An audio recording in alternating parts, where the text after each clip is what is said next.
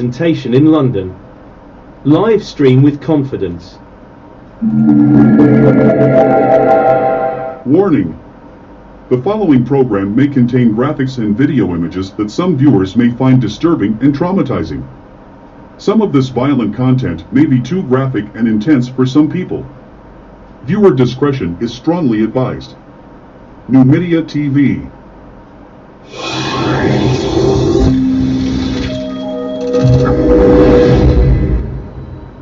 This is a special announcement on our rights to the choice of royalty-free tunes in all of our videos and podcasts.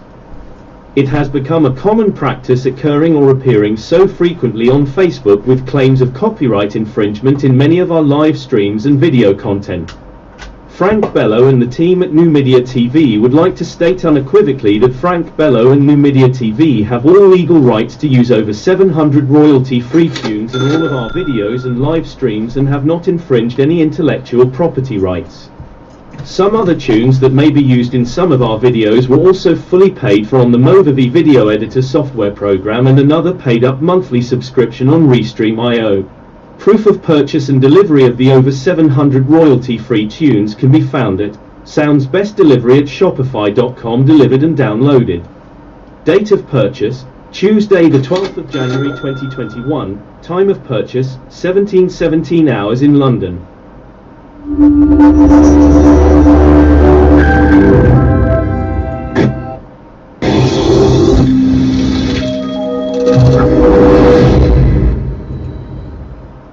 Fair Use Act Disclaimer.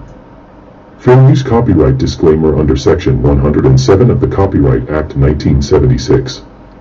Allowance is made for fair use for purposes such as nonprofit, criticism, news reporting, comment, teaching, education, and research. Fair use is a use permitted by copyright statute that might otherwise be infringing. Content disclaimer.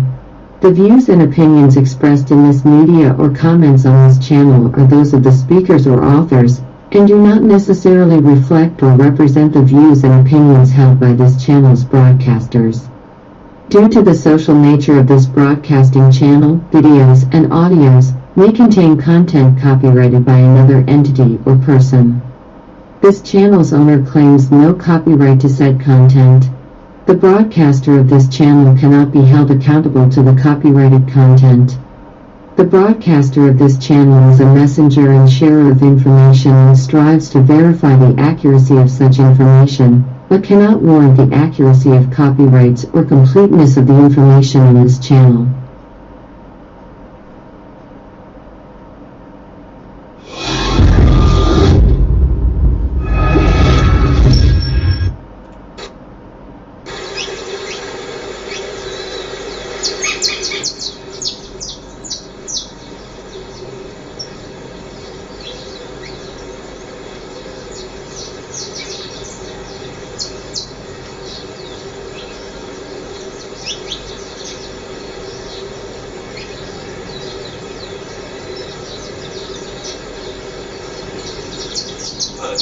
Tuesday the 12th.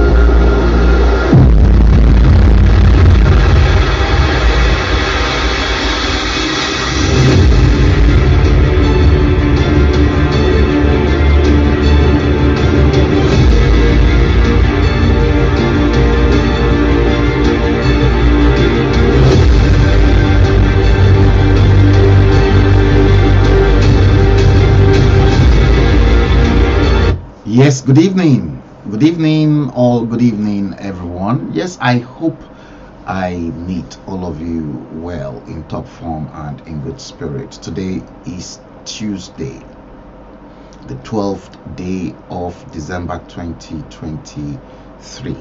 You are all welcome once again. Very impromptu that I am coming live this great day all the way from London. The time currently by the console right in front of me is 17:20, and the topic of our discourse today is hashtag Nigeria Today 2023, hashtag Nigeria Politics.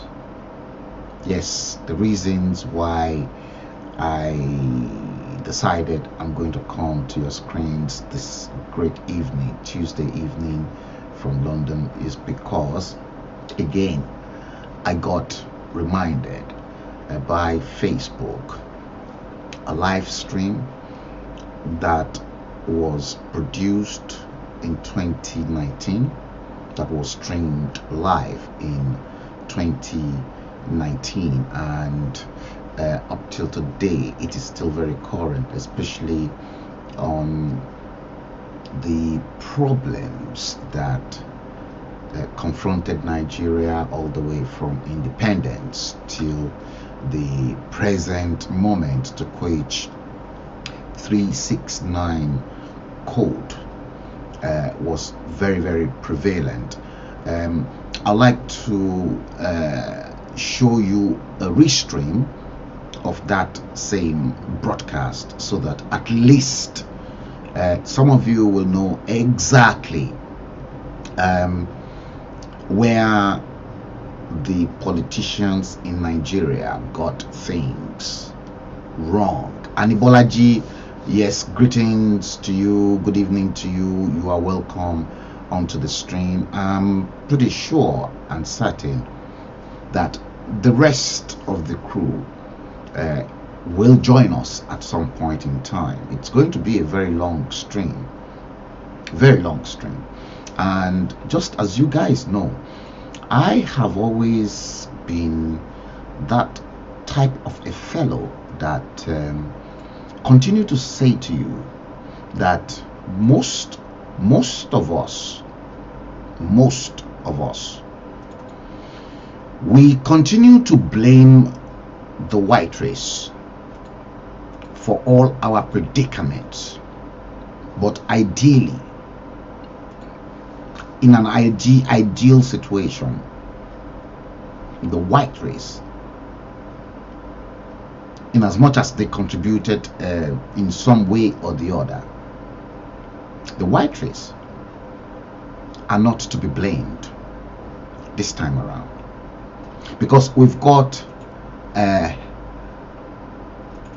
the current dilemma to quench all of our leaders. Did you hear that? All of our leaders.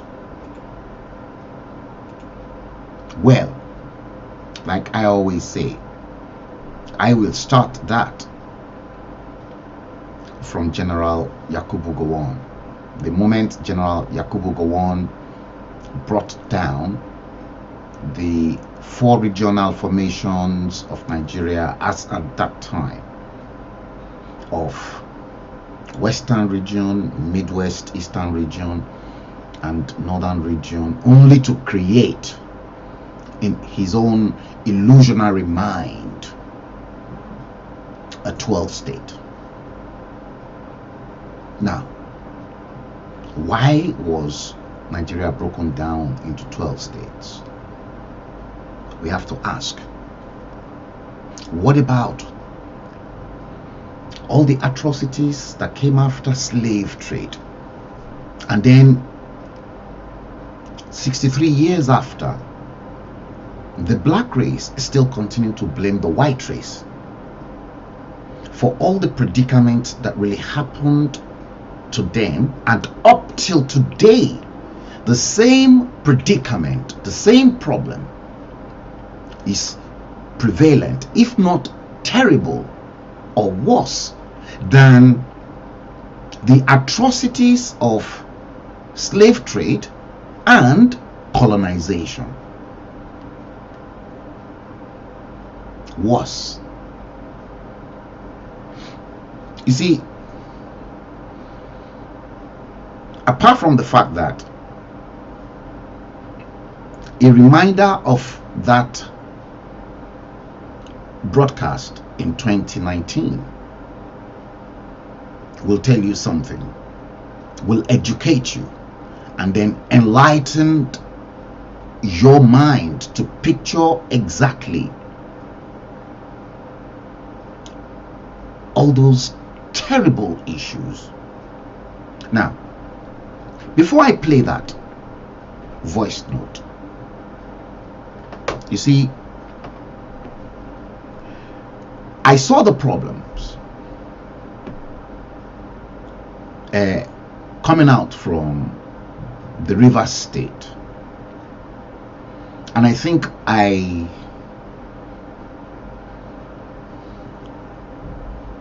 made mention of those problems that is already on ground. In fact, as of today, it is very worse. You remember, I'm still coming to that tape. You remember I showed you this between River State, between Wike and Fubara. Let me remind you once again. PNG. Yeah, I think it should be here. If it is not here, then it is here. Wike and Fubara. Yes. Now, you remember that when I said power struggle, River State political impasse, Wike versus Fubara, misdirected political onslaught, rascals in power.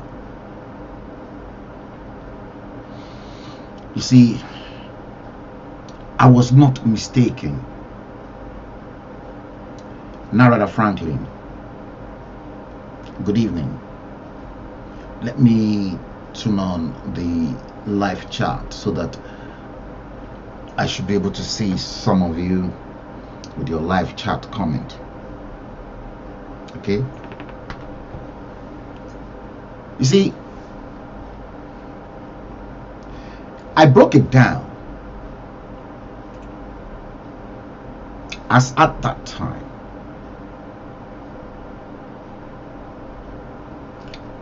you see, Wike, Nyesom Wike, the new Federal Capital Territory minister in Abuja,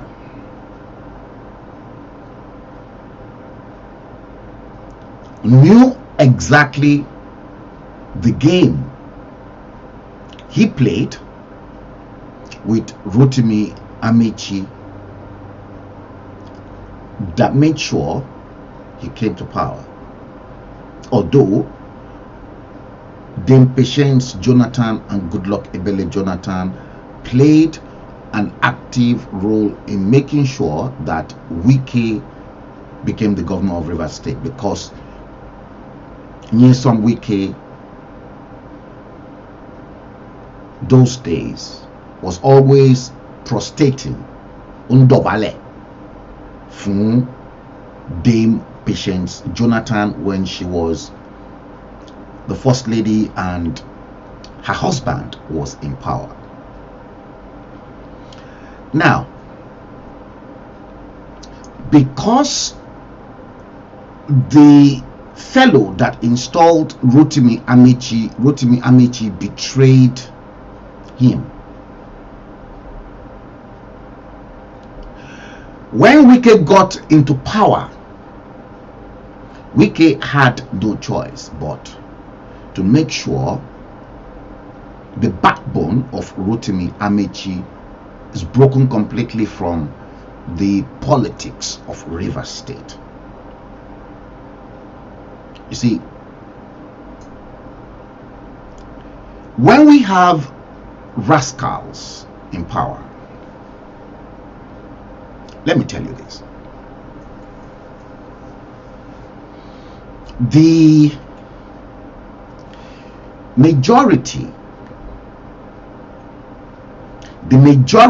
of those vagabonds in the corridors of power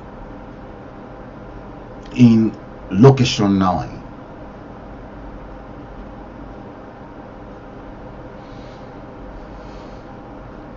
%90 of them are fraudsters.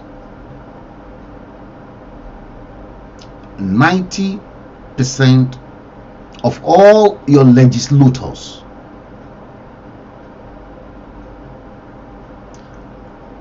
they are all fraudsters. They've either had, some of them that must have lived abroad, some of them they've done either one fraud or the other, either credit card fraud or bank fraud.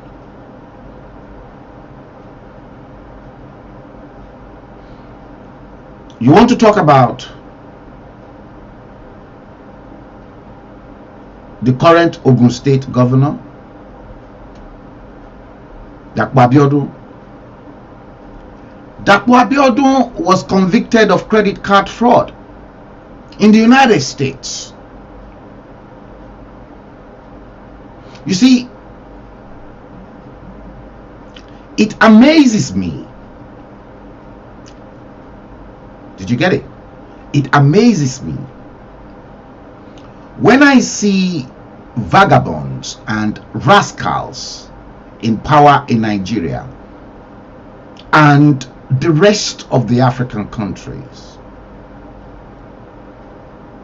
People that are not fit to be in a public office. People that the security agents should have carried out a big screening on those who wants to hold on to public office. But do they do that? Have they done that? The answer is no.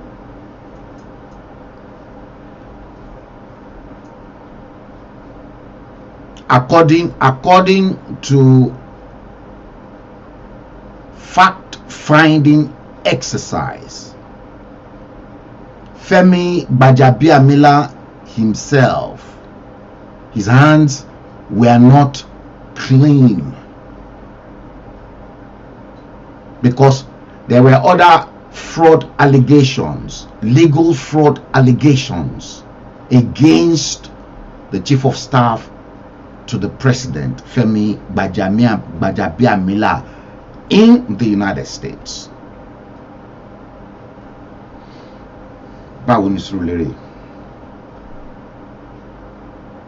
Vagabonds in power, rascals in power.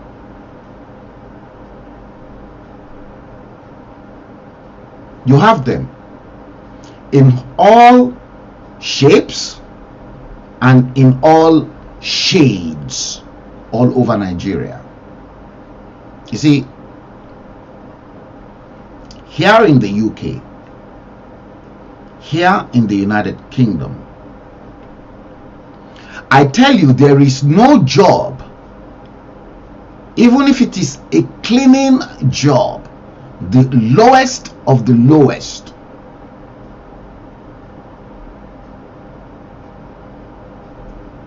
in the United Kingdom. Your employer who wants to employ you will carry out what is known as criminal record check. They call it, they've changed it to disclosure. There are some jobs that they will even go as far as saying they want an enhanced criminal check on you.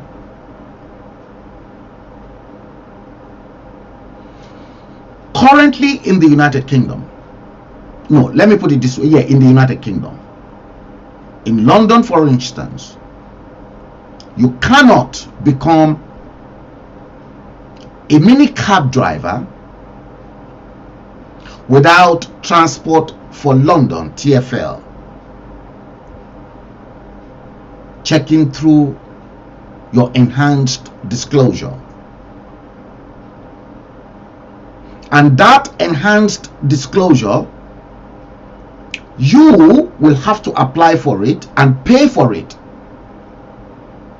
Maybe right now the fee must have gone up to maybe £500, but then used to be about 350 something pounds.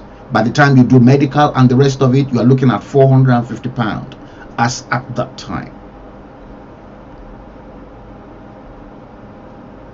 at least some 10 years ago. So if the United Kingdom can implement and then say they want to know every bit about you, enhanced disclosure means they will carry out a national check, and usually it is the police that will carry out all those checks. Are with the police. If you have any stain in your record, you are going to starve to death. So, if the United Kingdom can implement such a unique policy to which they know who you are for just ordinary common jobs, a cleaner can end up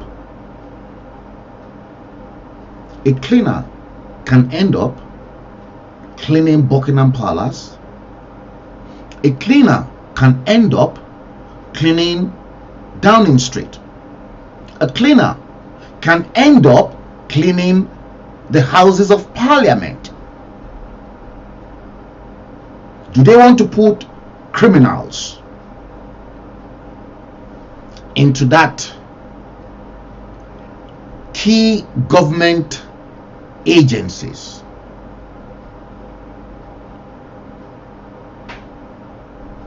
Don't let us even go to the length of those who are councillors, MPs, ministers, this, that. That one is a special case.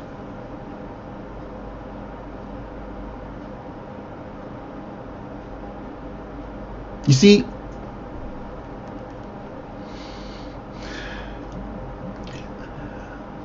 Nigeria is the only funniest country in the whole world that I know that criminals, they get away with everything. Now, look at this case, the power struggle between Wike and Fubara in Rivers State.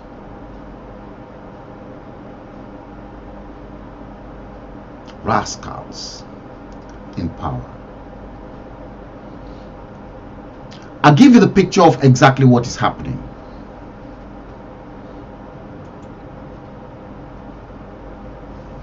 Politicians are liars. You remember some time ago when Wike was interviewed, I think it was by Channels TV. And Channels TV posed a question to Wike that is he going to decamp from the PDP to the APC? His answer was, how can he leave? How can he be treating malaria fever and now opt out to go and treat cancer? So in other words, PDP, he was treating malaria fever inside the PDP, and that the APC was the malignant tumor, the cancerous party. You see, Rotimi Amici betrayed Goodluck Ebele Jonathan when he was governor of Rivers State.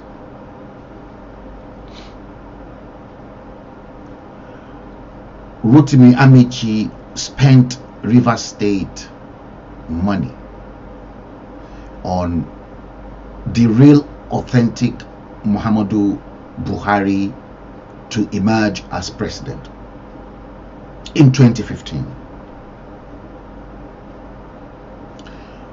Rotimi Amici ditched his own brother, Kingsman, and then side tracks with the Fulanis in the north. Not only that, the money Rotimi Amici was meant to build schools, hospitals, and roads was diverted in 2015 towards the real authentic Muhammadu Buhari's victory. That pained Goodluck Jonathan and Dame Patience Jonathan. Now, when the real authentic Muhammadu Buhari then came to power, Rotimi Amici was compensated with a ministerial position by the APC. He was a PDP man, and from day one, Rivers State, Bayelsa State, Delta State, they've always been PDP. Make no mistakes. And Cross River, the whole of the South, they've always been PDP stronghold. Rotimi Amici changed the political landscape. Whilst Rotimi Amici was in Abuja as Minister of Transport, things were going well for him there. They were in power. He had already crossed over to APC. Wike put his head into the PDP, put his foot down, because he doesn't want Rotimi Amici to have any stronghold anymore in Rivers State. Okay, this election gone,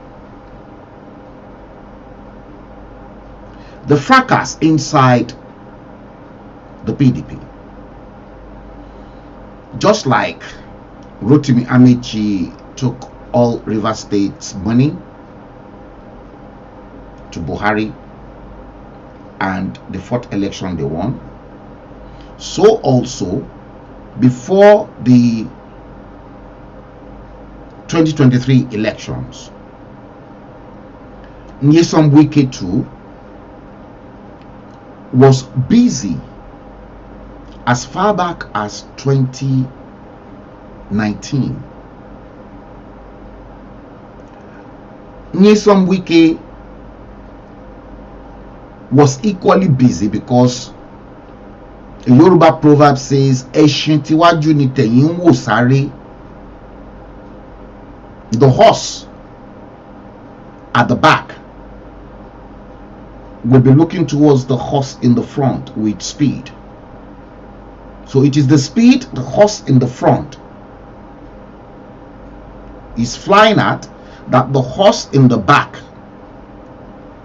is going to meet up with the horse in the front.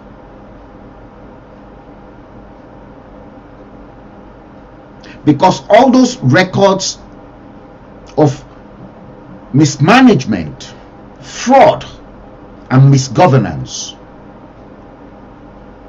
has been prevalent in the political system of Nigeria. That was why Wike too in 2019 started pumping money into the north, to which he regretted. He pumped a lot of money into Sokoto State, into Aminu Tambuwa's government. Wike thinking that if the chairman of the PDP should come from the north, the slot for the presidential candidate should come from the south. And he was positioning himself into that position of a presidential candidate for the PDP. But then the northerners, they've got their own hidden agenda. Tide then turned against Wike. So Wike lost out with all the money that rightfully belonged to Rivers State that was pumped to the north. That was why he then demanded for Ayu to be removed as the chairman of the PDP. That the position of the chairman of the PDP cannot come from the north, and then presidential candidate should equally come from the north, that there is no balance of power. Yeti Queen, good evening. No balance of power. They dragged everything. Wike told the PDP that he will make their hell, their lives hell.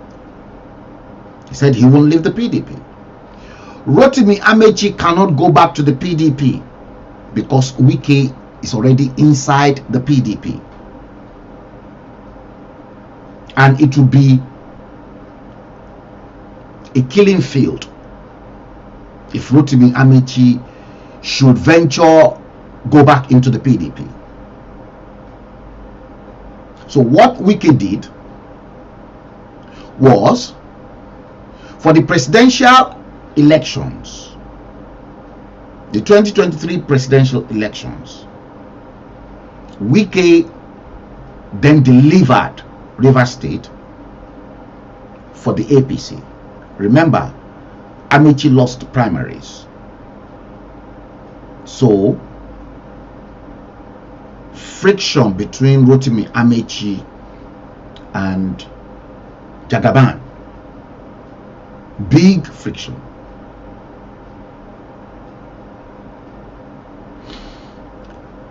So Wike worked for Jagaban on the presidential level, whether through electoral malpractices or not, or a clear victory. He delivered presidential elections to Jagaban. Now, come gubernatorial, Wike, being an APC man, had his own guy in APC. Wike had Fubara in PDP. Wike had already delivered PDP votes to the APC at presidential level. So that stopped Atiku Abubakar from gaining grounds on the presidential election in Rivers State. Now, the following week, on the gubernatorial, now, Wike then worked for his own candidate in the PDP. So PDP, with Fubara as the candidate, won the elections. So APC, with Rotimi Amechi's candidate, lost that election. Now, Ayo Fayose warned Fubara that he must be careful with Wike, that Wike is going to kill him all. What Fubara did not know was that all the local legislators, the House members that were in the House of Assembly in Rivers State, all of them were Wike's men who won elections in all their constituencies. Fubara had none. So it was Wike that delivered all the members of the Rivers State House of Assembly to him. All the commissioners and everybody were all Wike's men. Fubara had nothing. So, seeing Fubara was just there, or is just there, as a figurehead that must send back returns to Wike. If you know how the politics of Nigeria play. Now, you see the issue of this cross-carpeting and the rest of it is going to kill Nigerians if Nigerians don't kill cross-carpeting politics from their history.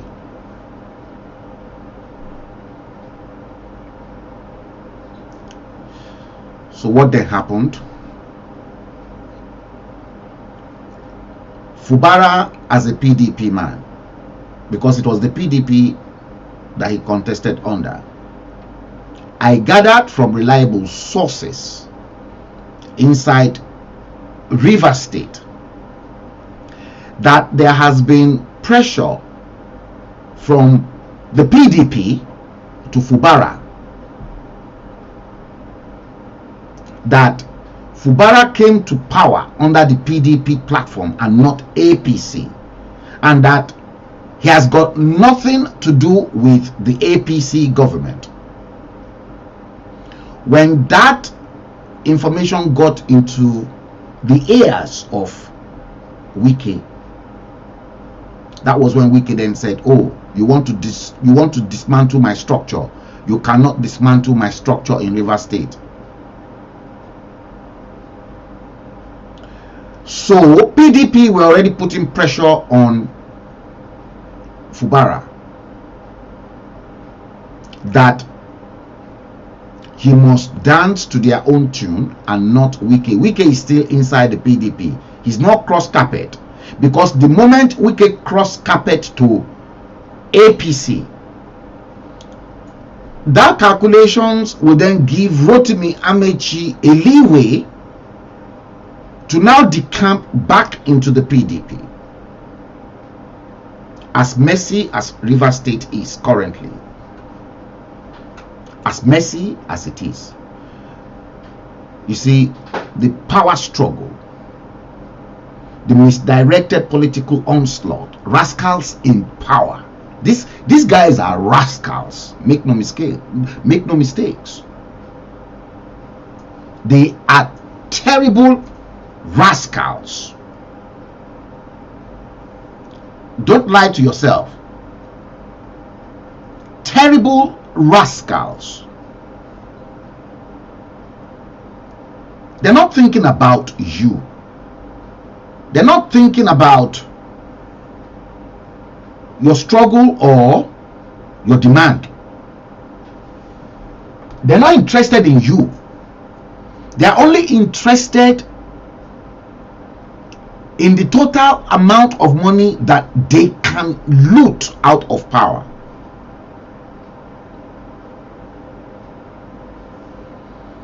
Now,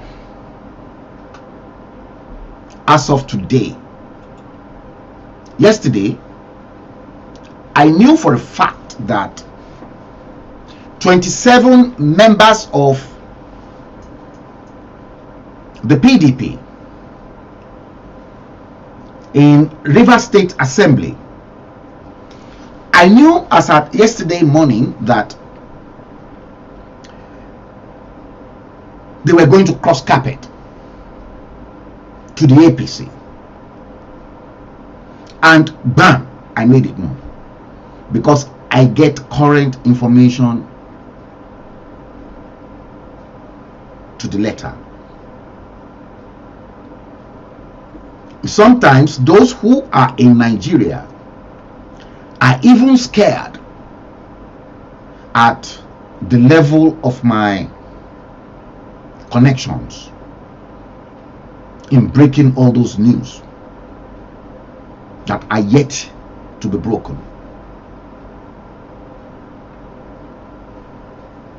As at today, I can confirm authoritatively that 27 members, those 27 that were carefully planted in to the Rivers State House of Assembly by Wike, they've all decamped to the APC.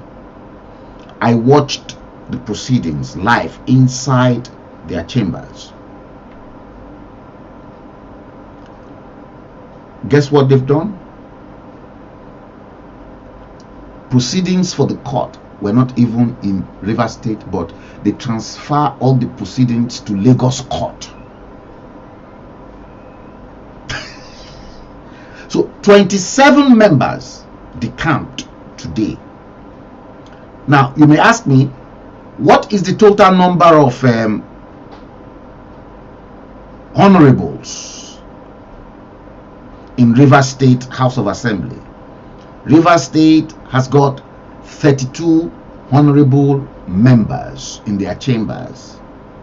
So 27 of them that belonged to Wike, they've moved from the PDP to the APC. Now this is now leaving Fubara with 5 minority. What is this telling you? Impeachment is looming on Fubara. Look at the numbers, 27 to 5.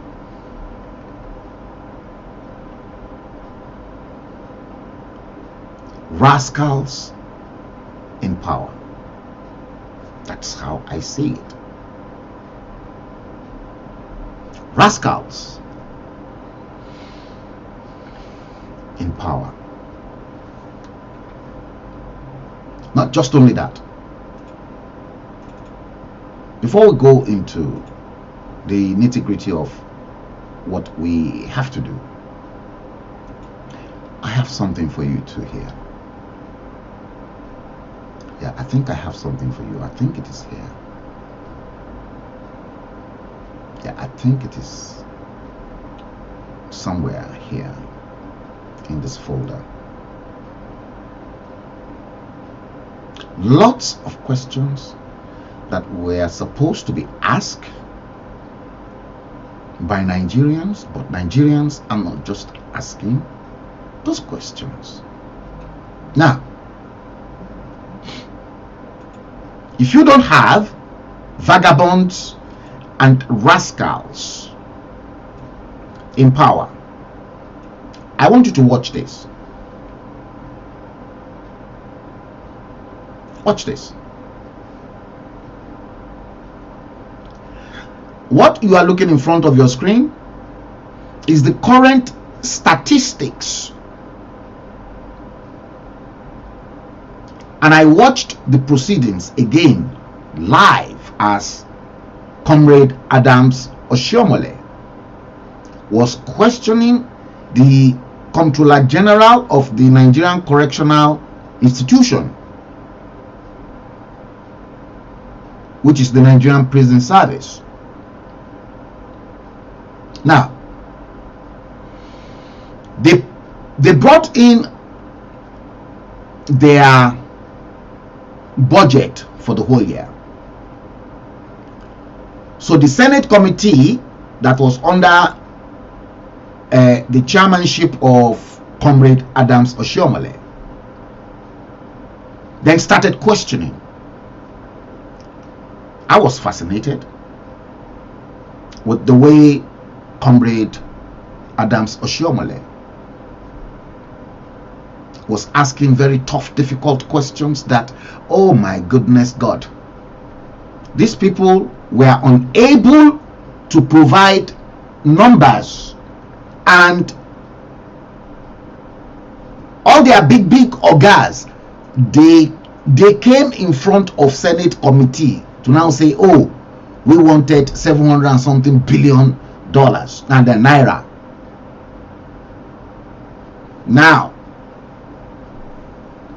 you see, Adams Oshiomhole then asked them the total number of inmates they have. You won't believe the total number they provided.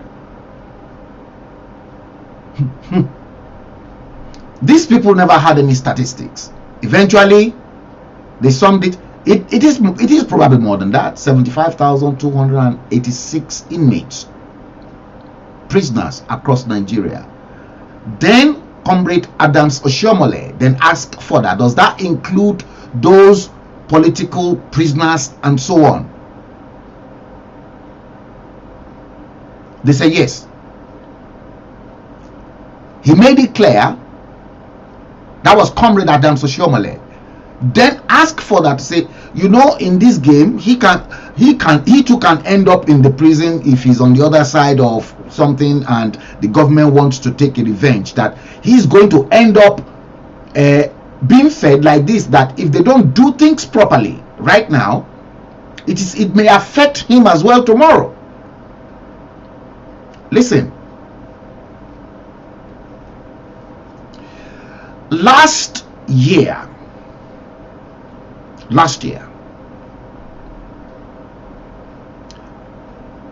the Comptroller General of the prison, you cannot just become a Comptroller General of the prison for the sake of saying you are a Comptroller General. You must be at least educated to perhaps a master's degree. You must be highly educated and very analytical. Last year, the last budget, they said they used 33,878,700 naira to feed 75,286 prisoners.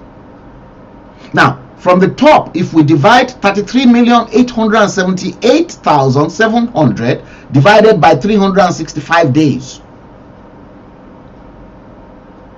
that comes to 92,818 naira.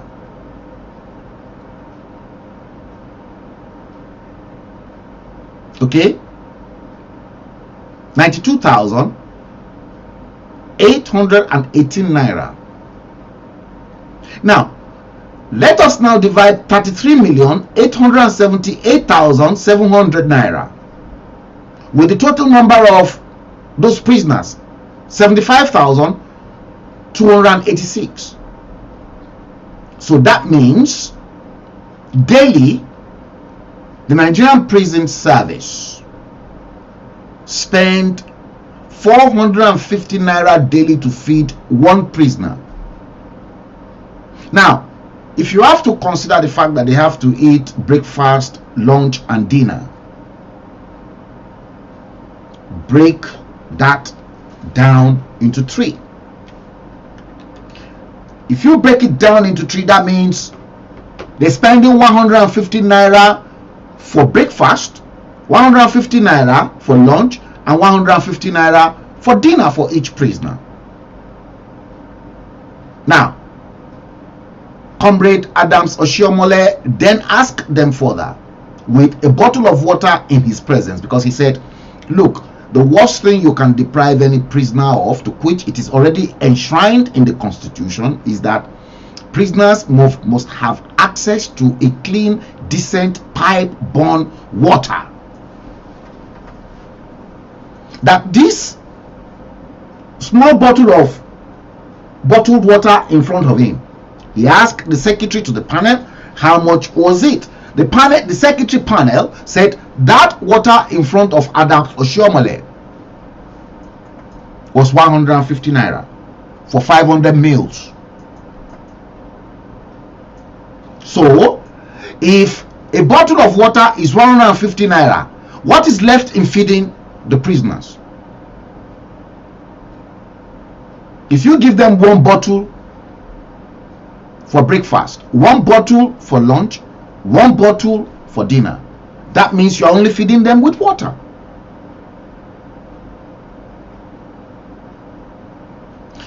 You can clearly see the state of the Nigerian prison. There are more pictures that are even worse than this. Now guys, please, if you're joining for the first time, you can clearly see, like our page, subscribe, and then hit the notification bell so that you get alert anytime we come live. Today is Tuesday, the 12th day of December 2023. The time currently in London is 18:07. Please share the stream. This is very important.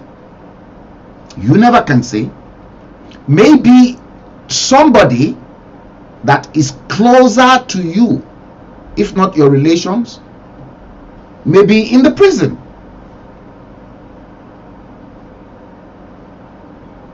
They may end up there tomorrow.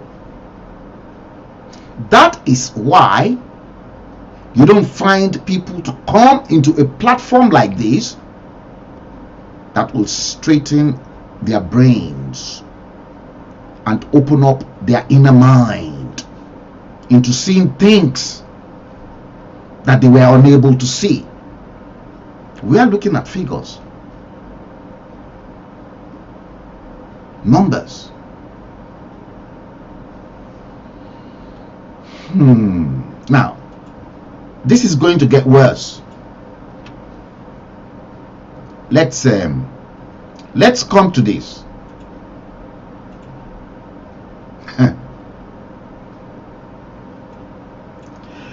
You've seen how much they spent in feeding human beings. Feeding human beings. You've clearly seen how much they spend. Okay, 33,878,700 naira. Now, Comrade Adams Oshiomhole then asked them further that, is there any other expenses that they have to put into account before they can decide on how much to appropriate for the Nigerian Prison Service in 2023? Look at this figure. The Nigerian Prison Service said they've got 900 prison dogs, and they've got a budget of 262,800,000 to feed 900 prison dogs. Again, if we divide that by 365 days, that makes 1 year. That brings us to 720,000 naira. Okay? Now, divide the 262,800,000 naira by 900 dogs. Each dog in the Nigerian Prison Service is being fed on a daily basis with 292,000 naira. Each dog.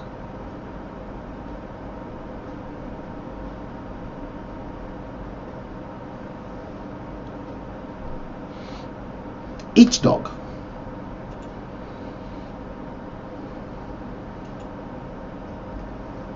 These are the things you guys are not looking into.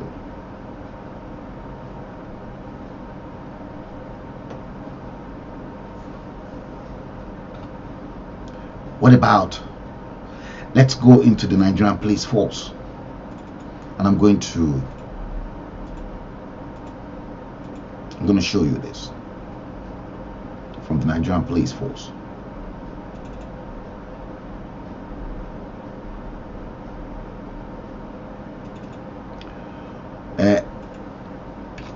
Nigerian police force. You see,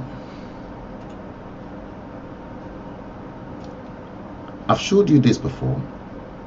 I think it's about time for you to watch it again. Watch this.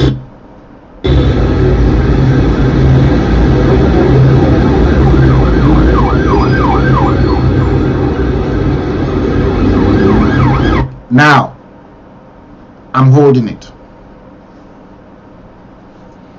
The Nigerian Senate on Tuesday passed the sum of 57 billion naira as the budget of the Nigeria Police Trust Fund, NPTF, for the year 2023 fiscal year.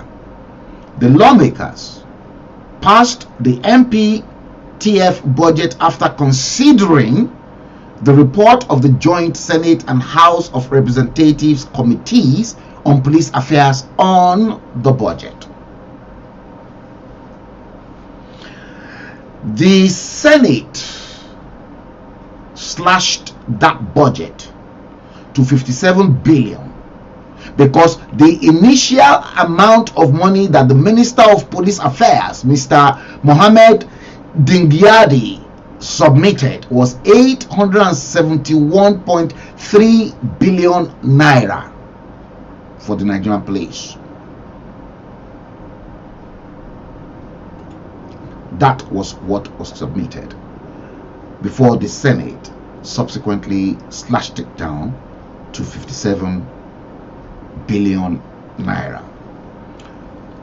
Now, plus all these huge sums of money, I want you to watch the deplorable state of the Nigerian police force. And this is not the first time. A lot of money all the way from 1999 that's been injected into the Nigerian police force were all looted. Let's carry on.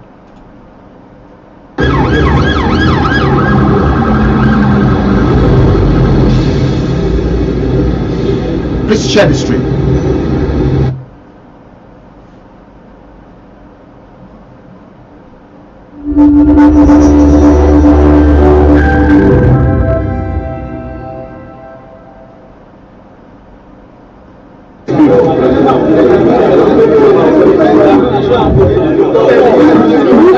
Police Police College, Ikeja. This is Police College, Ikeja.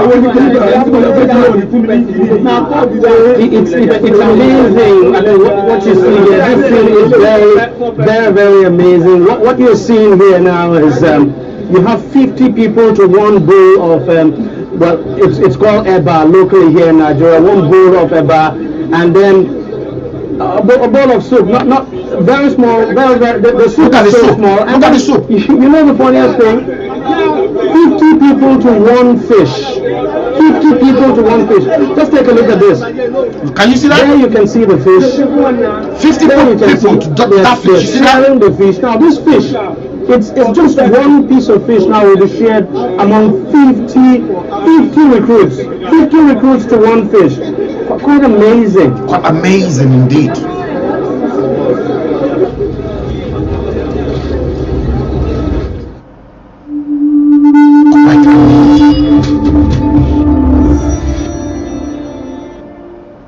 You see that?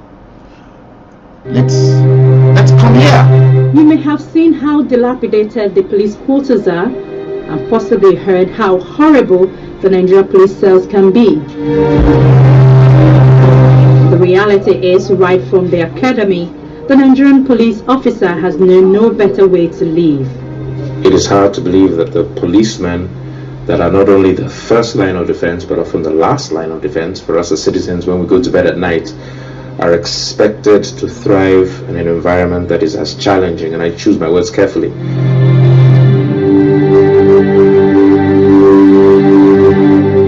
Made Dormitory 10, one of those built by Nigeria's colonial masters in 1940. Today, its windows and doors are damaged with no plans for any repairs. Meanwhile, the recruits will spend 13 months of their lives in here.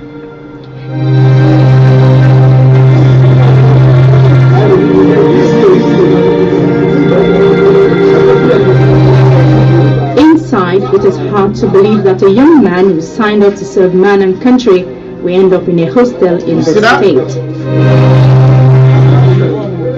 No electricity here, and the occupants point out blood stains from bedbug bites, but they're still the lucky few. At least their floor has been plastered.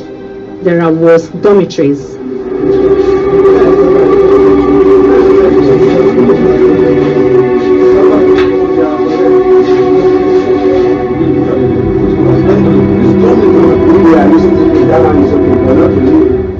The female hostels are no better. Female hostel, no better either.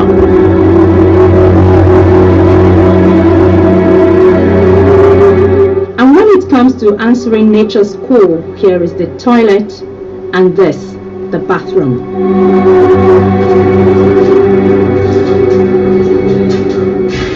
See? 63 years after independence.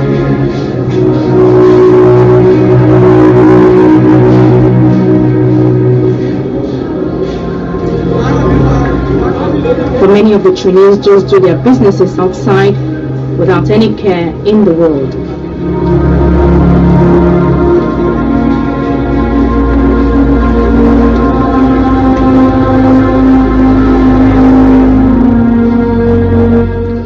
At the end of the stay here, each is expected to serve and to protect the citizenry.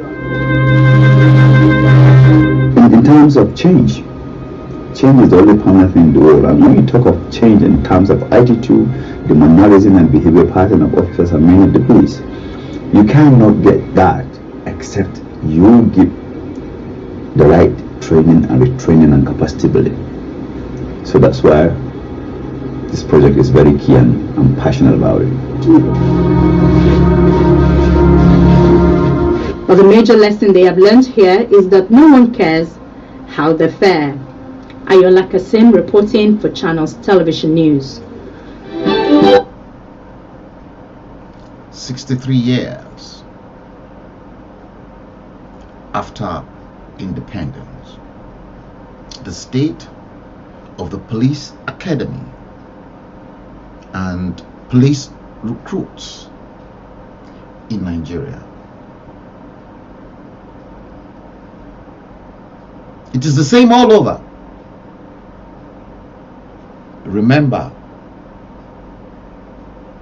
very well, the Nigerian prison service feeding each prisoner 450 naira a day.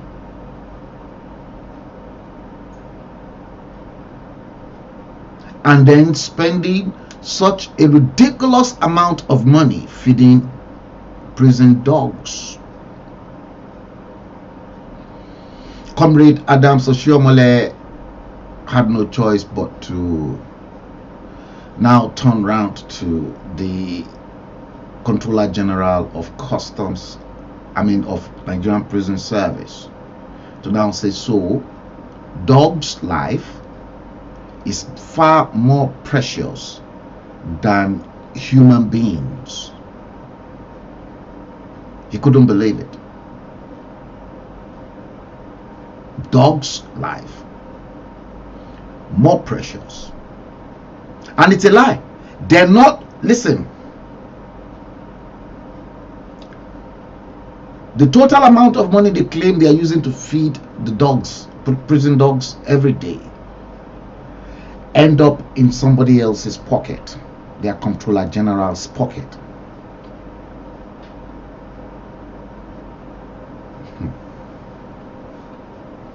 Now,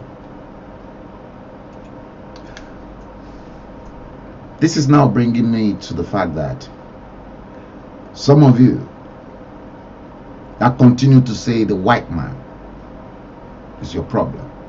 The white man is not your problem. Let me ask you this question. I've got Narada Franklin. Yeah, Alaji Osholade Alakufo, I can spot you there.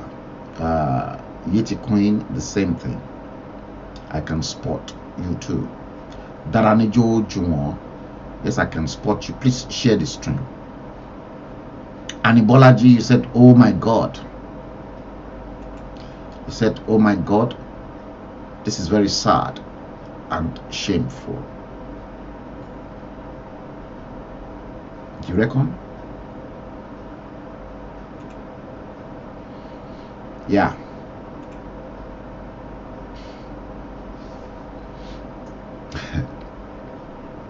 Now, the white man is not your problem. You are the root cause of your own problem. When you look at the way reckless politicians all over Africa, when they steal or when they loot their state or the treasury at the federal level, when they steal those money, how come those money they end up in Europe and America? How come the stolen, looted fund never ended up in a country like Russia?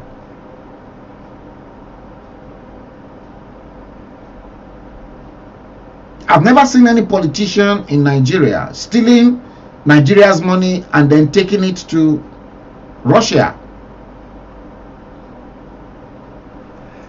Now that the United Arab Emirates came from a desert to a first world, United Arab Emirate is now another world-class destination for your legislators, your rascals in power. I'm only asking, why looted funds does not end up in Russia? Why Europe, America, and Canada?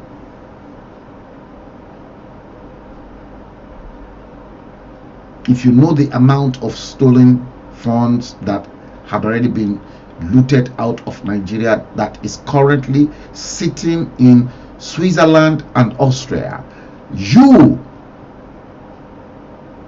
will pick up the axe and then start cutting all the heads off of all your rascals in power.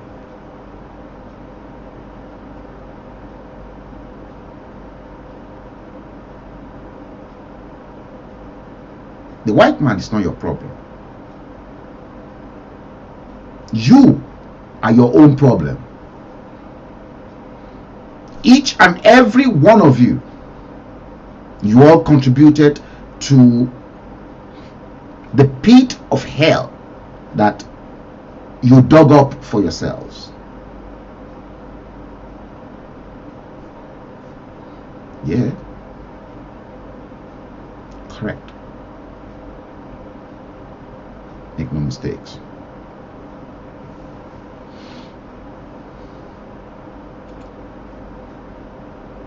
Let's go into this voice note and hear exactly what this man had to say. Okay? Here it is. Our traditional leaders and the slave trade, we blame the whites for the slave trade we went through. We blame the whites that they offended us. They took us as slaves. But let's wait for a minute. Who sold the black man to the whites? Who sold the black man to the whites? Good question. Our own traditional leaders. Yes. The enemy is not outside. The enemy is within. Is within. If we are asking the Europeans to pacify us and also to apologize to us, our traditional leaders must be the first to apologize on behalf of their ancestors for the evil they have done against their fellow blacks. Look at our attitude towards the environment and the destruction of our water bodies. All our river bodies have turned into dark brown, and you know what they said? In the next 20 years, if we don't stop this illegal mining, Ghana, we will import water to drink. Yet we don't care, and Chinese, they will come from their country into our forest, destroy our forest, destroy our land, and illegally mine and damage our waters. How can they come if the traditional leaders didn't give them permission to do that? And in one instance, while they were there, our military went there to protect them. Our own military that is supposed to protect us rather protected the foreigners to destroy our water and destroy our forest. The enemy is not outside, the enemy is within. If you look at our own systems and structures in our country, we don't have a better system to improve the lives of people. Pastor, I was surprised when I read in China, they had a 10-year vision, and they said from 2011, their vision was that in 10 years from 2011, and 10 years from 2011 will be what year? This year, 2021, that they will raise over 20% of the people to become multi-millionaires. Now in 2021, they have 1.8 million Chinese who are multi-millionaires in China, and they are between the age of 40 to 50 years. Multi-millionaires. The government intentionally decided that they will make sure they will have 20% of the population multi-millionaires. They also agreed that they will make sure that they will lift up the poorest of the poor, and they lifted 100 million people from begging to live a better life. But in this country, in our country, we fight our own businessmen. Our government will fight our business people. When they know that your business is thriving, and they know that perhaps you are not sympathetic towards the running party or the ruling party, you are done. They will fight you are finished. Lapse your finito and make you poor. When in China, they want to make the people rich. In Africa, we want to make our own people poor. The enemy is not outside. The enemy is within. Look at our African leaders. How much they stole, the money they stole away. In Gambia, Jamal Yaha, he stole 11 million US dollars from his own country, Gambia. Sani Abacha stole between 1 billion to 5 billion. We talked about that in the last Nigeria. Hosni Mubarak stole 17 million US dollars in 8 years. The enemy is within, not outside. The enemy is within. Our own progress is within. Look at our presidents, the president who were fighting for our independence, what we did to them. In Togo, the man who fought for the independence of Togo, called Sylvanus Olympio, when Togo got independence, he decided that they would not use the French franc, the French CFA. They decided they will have their own Togo currency. And you know what? They used Iyadema to kill him and to get rid of him. When Olympians wanted to make Togo great, The enemy within. His life was cut the short. Judas within killed him. In Burkina Faso, the man who gave them independence, Maurice Yamego, was eliminated by his own people. When Thomas Sankara came, his own body group killed him and got rid of him. The enemy is not outside. The enemy is within. We look at our own country. Kwame Nkrumah started a new vision to develop Ghana, and who undermined him from within? They threw him out by Kotoka. Today we celebrate Kwame Nkrumah, but their own Judas will damage him. I pray that the man who organized that coup to betray Kwame Nkrumah, and for us to name our airport after him, Kotoka International Airport, I think we should start a national conversation to change the name of the Kotoka International Airport, because as long as that name is, we have endorsed coup, we have endorsed enemies that will fight the progress of our nation. We must change the name of Kotoka International Airport to Kwame Nkrumah International Airport.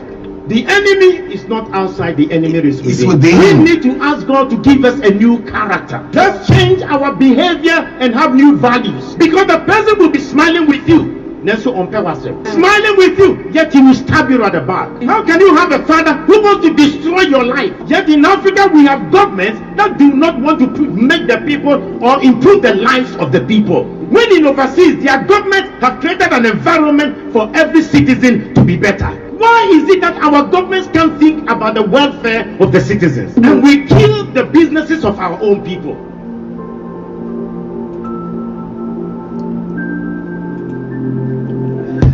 The enemy is within.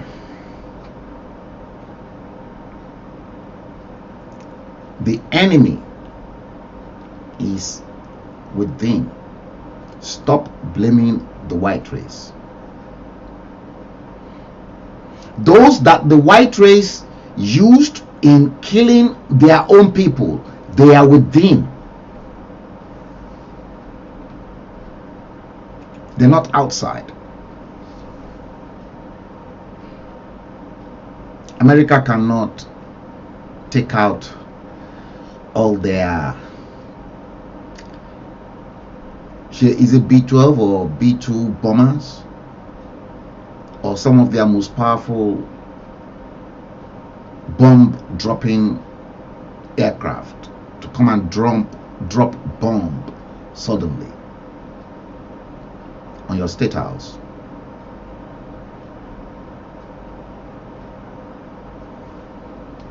They use people that are very close inside.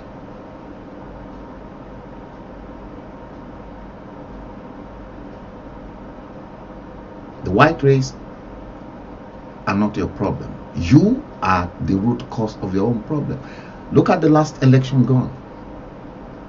Some people said, I want to delole bags of money. In Ghana must go bags. Each and everybody, they could not even lift it.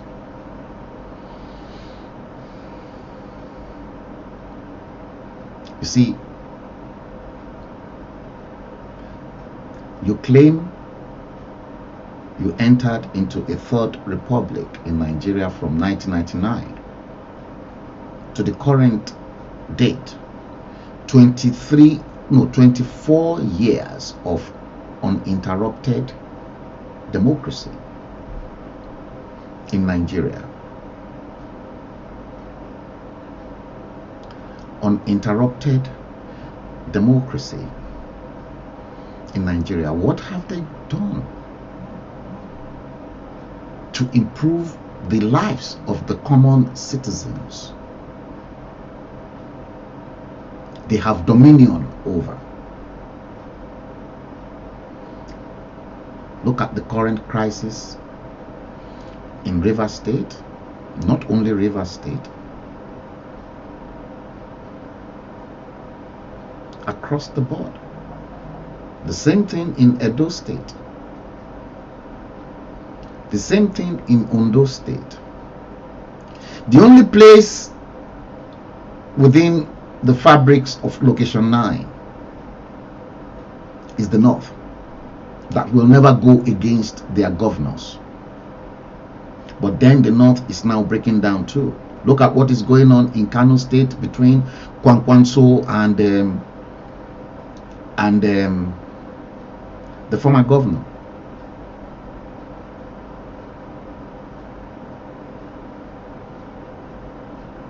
The immediate past governor.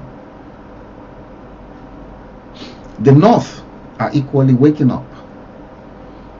But the only problem with the North is that the moment the North is on fire, that fire can never be quenched,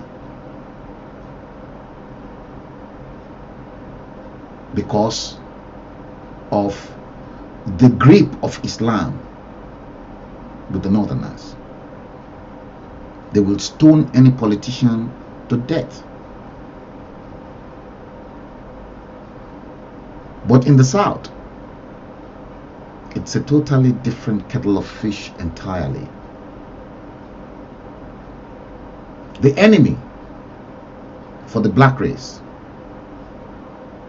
is not outside, it's within.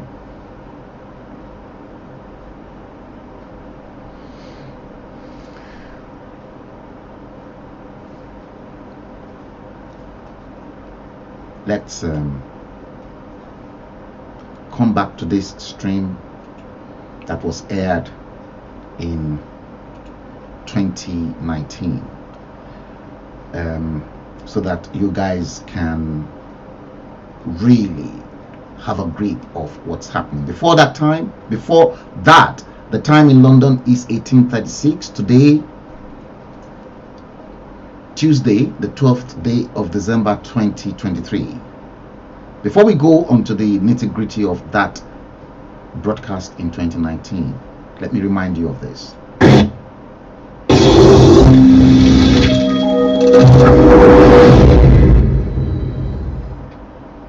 Let's get going. NuMedia TV. Crafted in London, unleashed to the rest of the world by Frank Bello.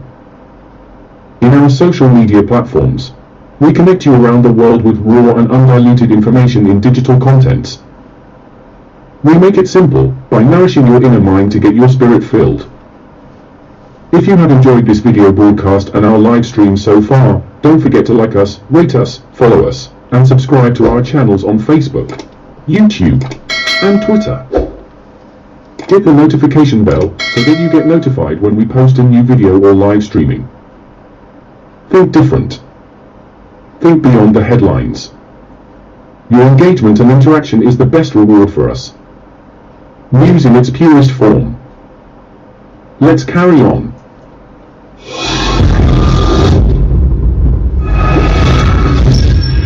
Yes, let's carry on. Let's carry on. And that stream of 2019 is about to start. And I want you to please follow it to the letter, because I got reminded once again. Here we go.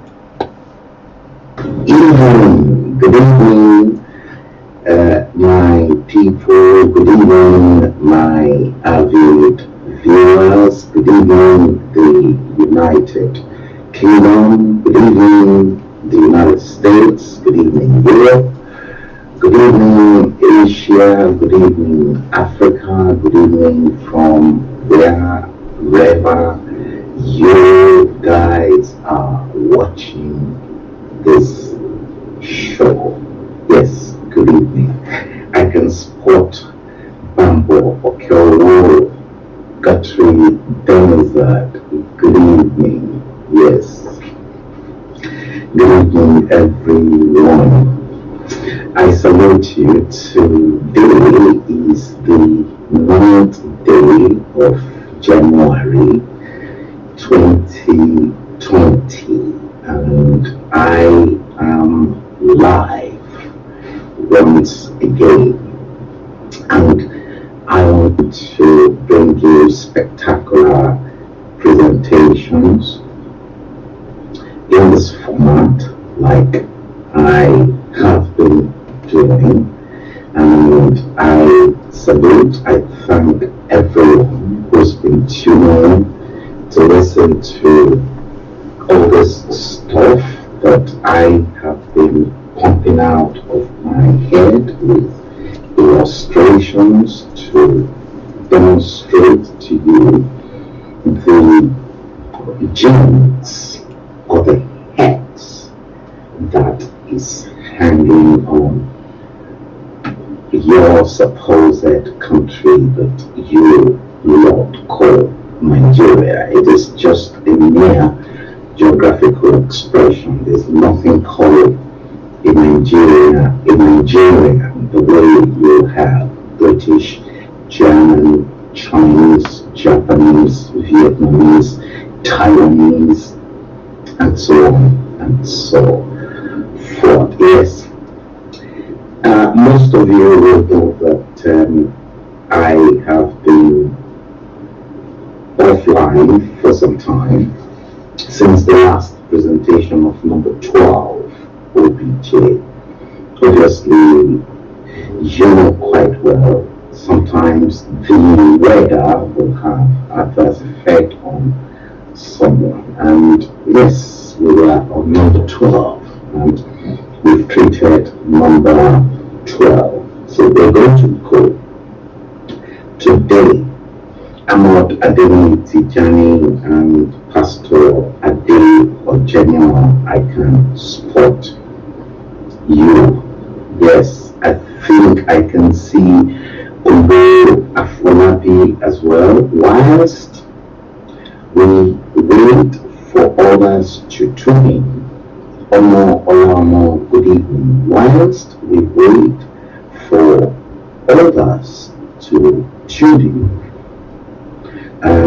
because I don't want other people to miss out on this show, I'm prepared to finish this issue of number 13. We've done with number 12, OBJ.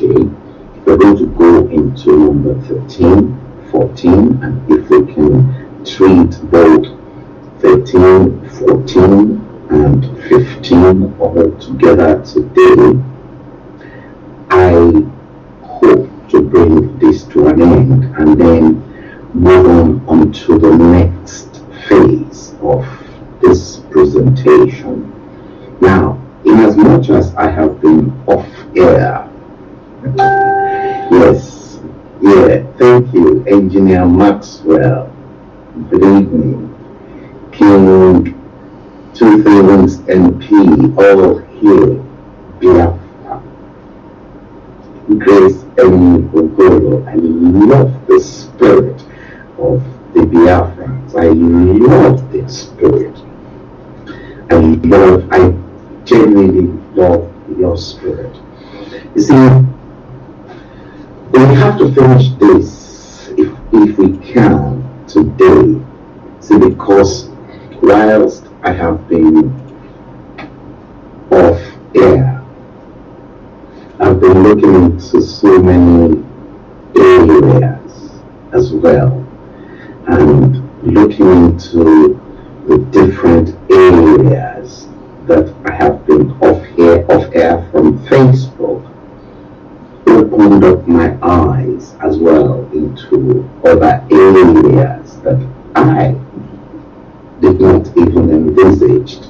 And we are going to go deep and deep into those areas, because see, along the line, in my quiet moment when I am alone, I will dissect things, information based on our history. Then the next thing I'll do is then apply sense, numerological calculations and what happened. But I will explain that to you, because a lot, I repeat, a lot has been revealed to me equally, and for those information to be revealed to me, I strongly believe there were divine connections that I am going to share with you, and if I have to put this into a book, that is where the powers that be will know for sure that some people, God blessed them to be able to see far and wide. King, two things, MP, yes, thank you. Amina Olainka, Nelson, Ade, Sagmo, good evening to you. See, since I have been, let's quickly go through preambles, because a lot is happening in your nasty contraption, the Amotekun, and the fact that Muhammad Buhari is scared. Nigerians are not even addressing their own problems. They keep poking their nose into Iran and the United States conflict, which I feel what is Nigeria's problems with Iran and the United States.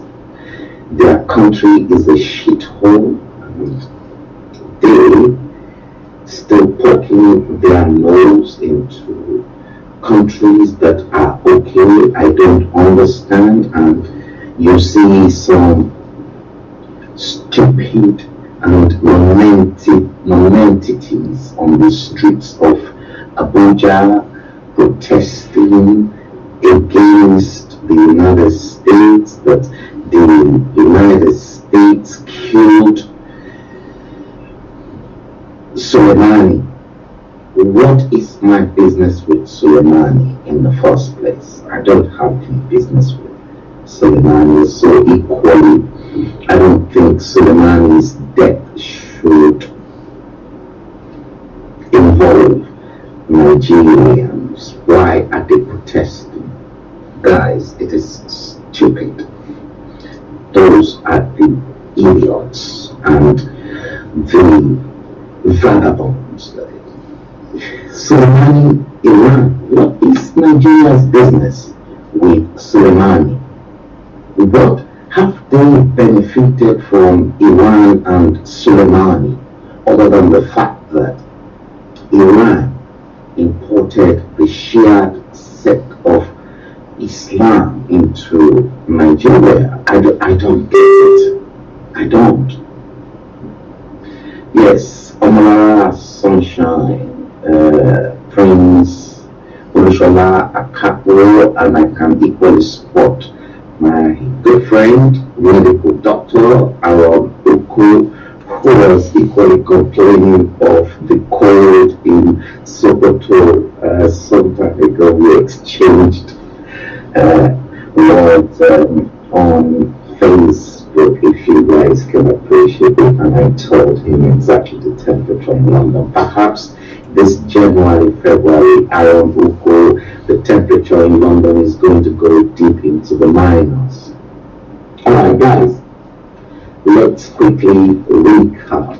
We dealt with OBJ number 12 here, and in here we continue to see the triangle, something I personally will call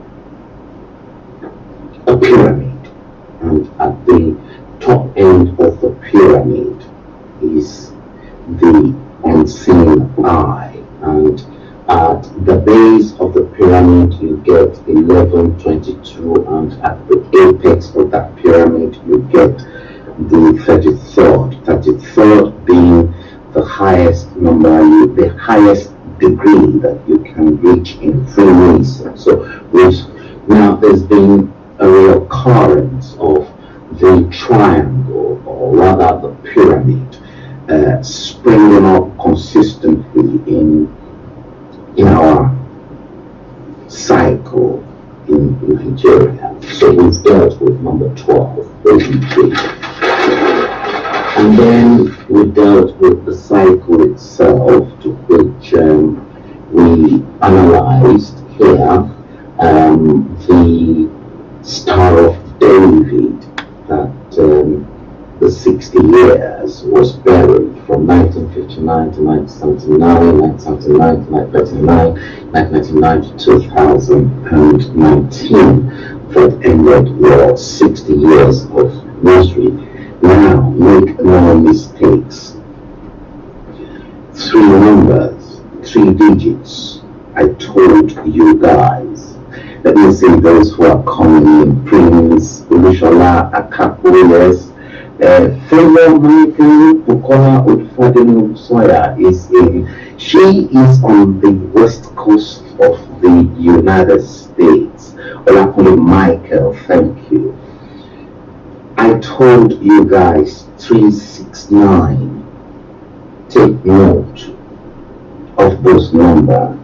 Now, whilst I was in my own world, there are other numbers that keeps creeping in apart from the 369 that is contained here, and those 3 numbers that you will have to look into are contained here. Let me show you guys. Those 3 numbers are practically contained here, which is 11, 22, and then 33. So you'll have to take note. I will make that known to you guys as we progress along the show. I can see Dia Ojo as well coming in. So we dealt with OBJ number 12, and we dealt with the Star of David with the 20 years at each angle there. We're going to elaborate more on this particular issue because when I finished with the leaders, starting from number 13, Umaru Yaradua, right up to the incumbent, the task we will then do next is that we will then calculate the total number of years that the Northerners, they've ruled that contraption. It is a contraption because there is nothing. Look, guys, don't deceive yourselves. There is nothing called Nigerians. The way you have the British, you have the Germans, you have the Spanish, you have the French, you have the Chinese, you have the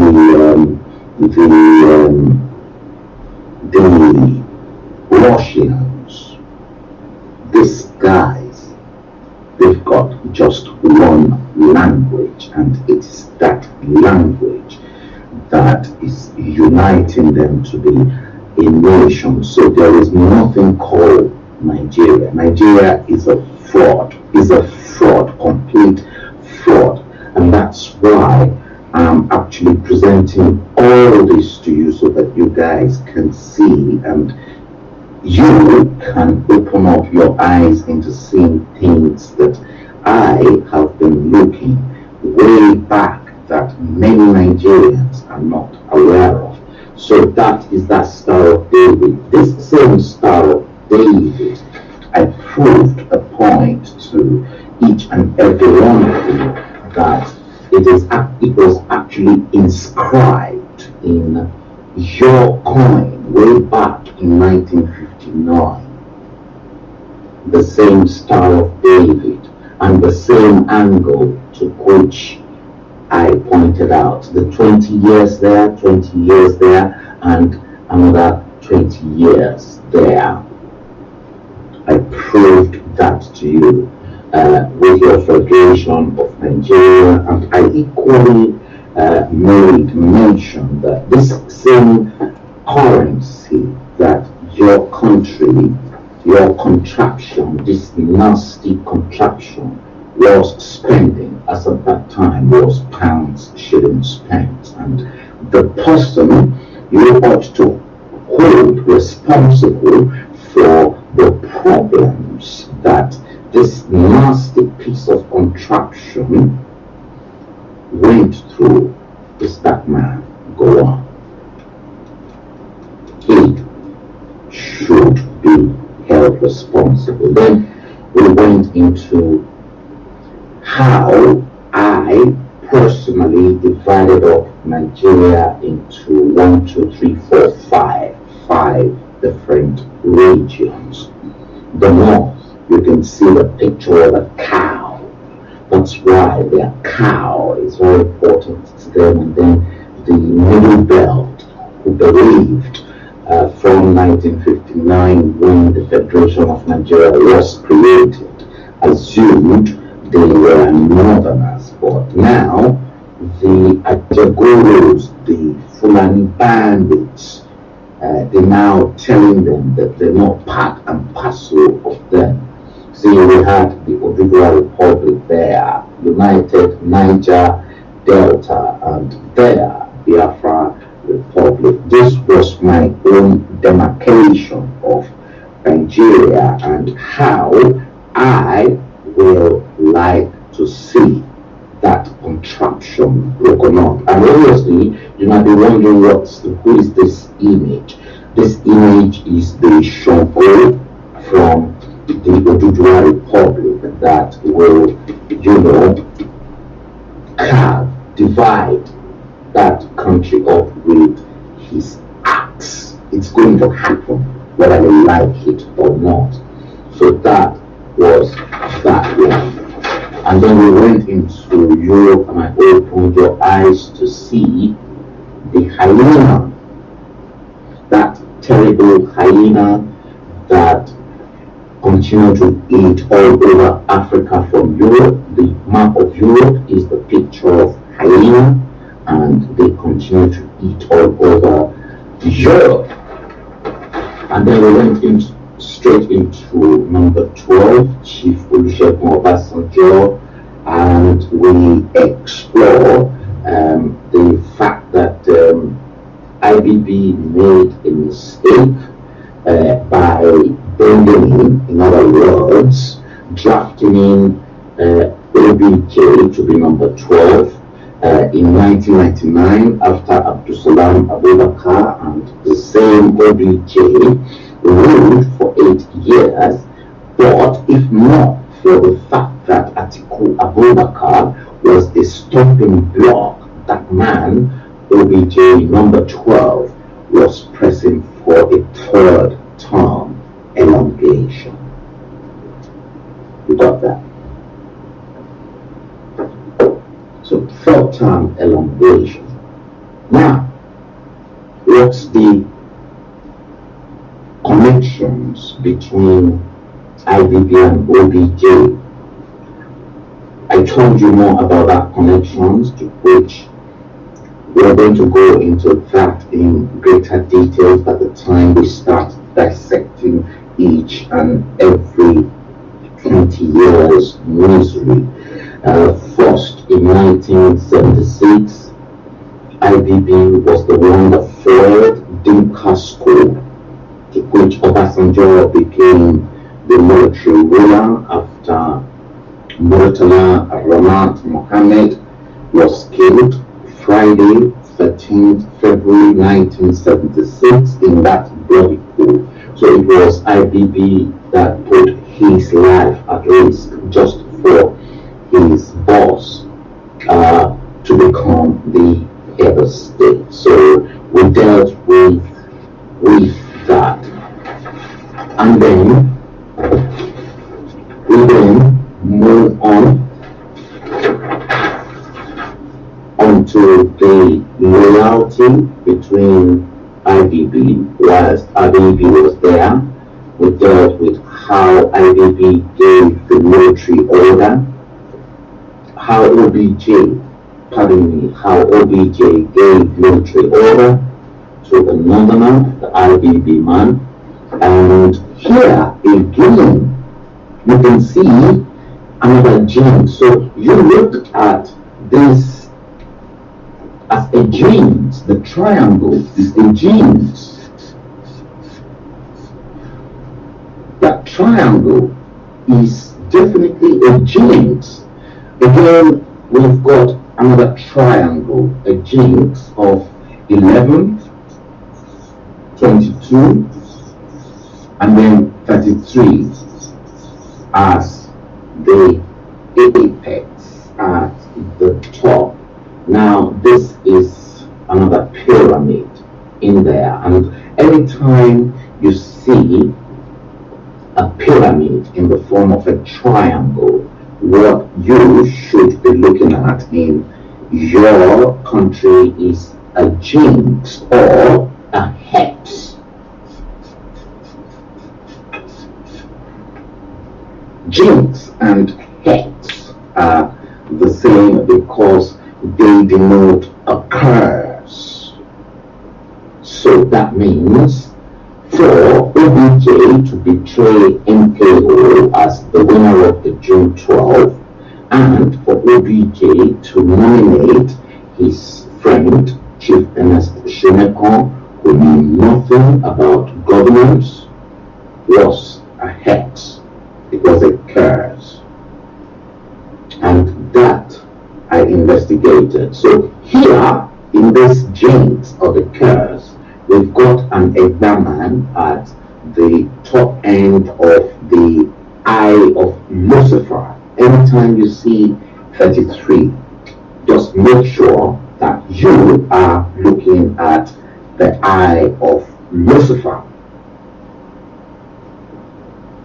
The eye of Lucifer, that's what we're looking at. I'll prove that to you at some point in time. So we've got an Egbaman right at the top end, top echelon of the eye of Lucifer, given a military order through betrayal that IBB should never hand over power to a womanizer but to his friend, Ernest Shonekon. He is an Egbaman. The man that won that election was an Egbaman. So equally Shonekon and Egbaman. So we've seen a situation whereby the Southerners all betrayed themselves just because they wanted to hold on to their stakes in that nasty piece of contraption that you all called Nigeria. So that is that, and I told you guys that I personally investigated the issue of June 12 myself, and no other, I repeat, no other journalist.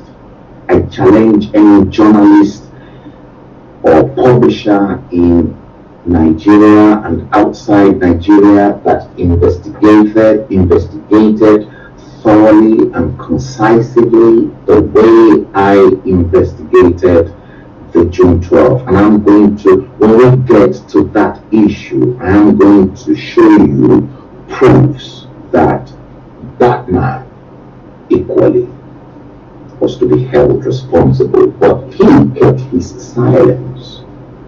I don't know why, but I continue to tell him that he needs to break that silence, because MKO, the winner of that June 12, and Egbaman knew IBB was not to be blamed.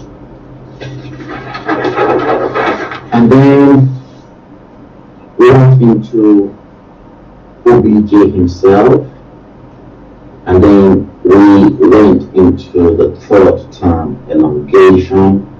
We went into every problems that's associated with the third term elongation, and obviously all the plans, the initial plans that they had as a pact, because there was a pact, and the pact was that OBJ, knowing fully well, he was to rule from 1999 to 2003, just for one term, and his mission was to peg the military and then stabilize the economy that was already in shambles, under Abacha's period to coach Abdulsalam Abubakar was quickly drafted in after, I think it was Bukola Udufadeni that asked who killed Abacha, and I said, the CIA. I was straight to your point. So he was meant to do that, and according to that pact, IBB was meant to come in 2003 to 2007, and then equally continue to pay the military and prepare Nigeria for future leaders. But OBJ truncated all the plans that they had and then went straight for the 8 years tenure. So because he went straight for the 8 years that ended in 2007, OBJ then continued to hammer in, used legislatures for a third term elongation that was crushed. But because IBB was betrayed, and most northerners at the time who told IBB whether he knew what he was doing, told him he doesn't really know OBJ. He knew OBJ as a boss, but they knew OBJ more than IBB knew OBJ, and that OBJ was subsequently betrayed him, and he did. So the point here is that had OBJ honored the same agreement, just like Nelson Mandela Madiba served a 1 term in office as president of South Africa and then handed over power to Thabo Mbeki, perhaps the likes of the ruthless politicians that we have today in Nigeria, stealing and then killing people that subsequently brought your incumbent to power, should have been averted here within this cycle. So, but we're going to explore this in more details when we get into the actual process of analyzing all those events, and you will begin to see most of the genes associated with that. So here, the same number 12, because he was unable to win election even in his own yard, took less of his ward in the southwest. Now, number 12 had no option but to draft in one of the remaining arrows in the southwest, the death of Bola, to join him. Chief Bola, make no mistakes, happens to be Obasanjo's friend, asked him to help him with his administration. And the moment Bola was drafted in, I knew that was the end, and that OBJ was masterminding his plan. He's perfected his plans on how he will subsequently take over the entire political machinery in the entire southwest. And just after Bola was eliminated, that was when OBJ was able to rig the Ogun State election that brought in Bonga Daniels and Yabo Obasanjo as a senator, his own daughter.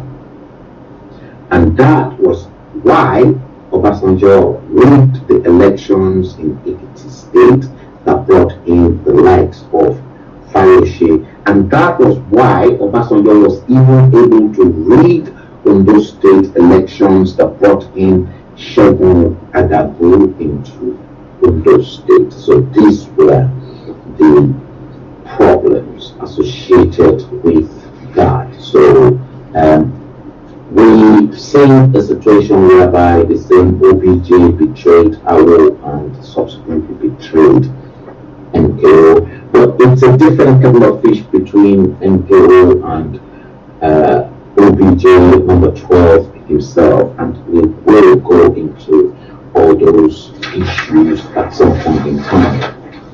And then I said to you guys, 3, 6, and 9, take note, because these are the code that's secretly vibrating in all your mishaps. Everything in your mishaps. Now, if I probably look into this again as a triangle, this is a triangle, and here we've got the eye of Lucifer there. That is the eye of Lucifer, and here at the bottom we've got 3, we've got 6, and then we've got 9.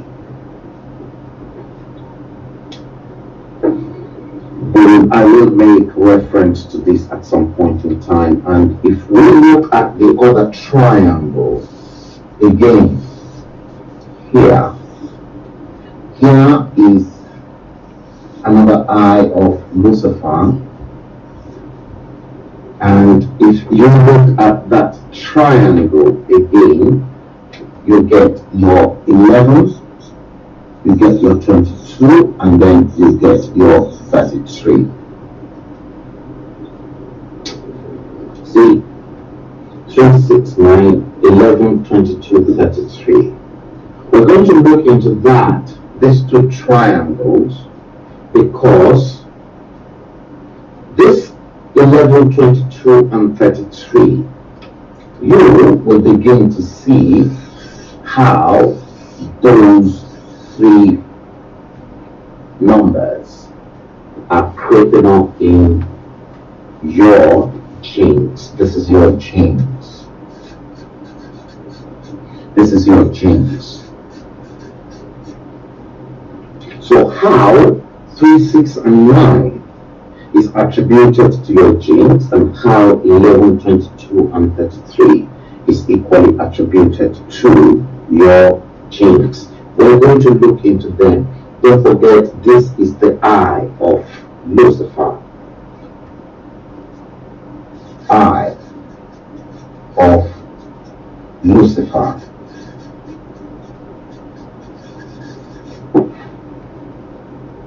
That is the eye of Satan. That's the eye of Lucifer. They call it the unseen eye. And 11, 22, and 33 is very, those 3 digits, they call them master numbers.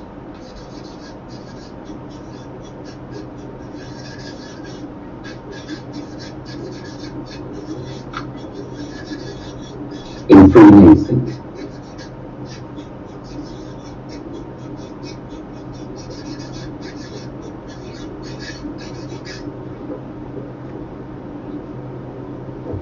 This tree, 33, 33rd degree is the highest level that you can reach in either Freemasons or the Ogoni fraternity. So we will look into those. So take note of 3, 6, 9, 11, 22, and 33 as we progress in the show later on, because we're going straight now into number 13. I'm going to watch number 13. So we're going straight into 13. Number 13. And who is number 13? Number 13 is Umaru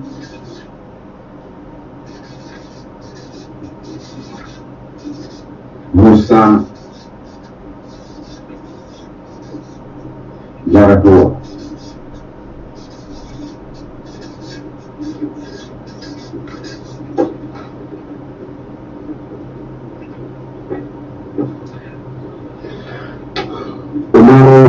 Chancellor Yaradua was probably the best thing that ever happened to Nigeria.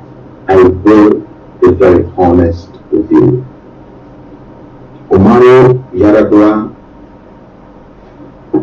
is from the Socio-Cultural Caliphate.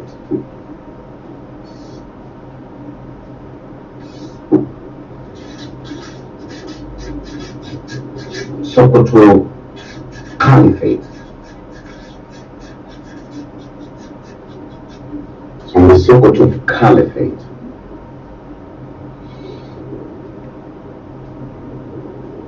Is well educated.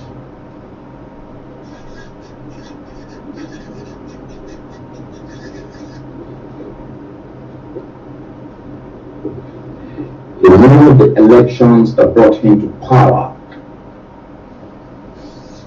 Elections rigged.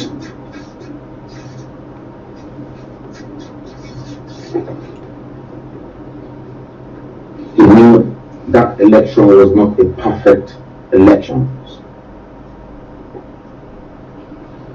Musa Yar'Adua did all his best, but he had a problem. The problem he had was bad health.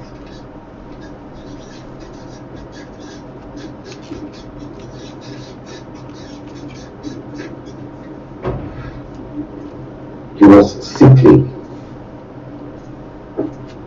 very, very sickly. So, OBJ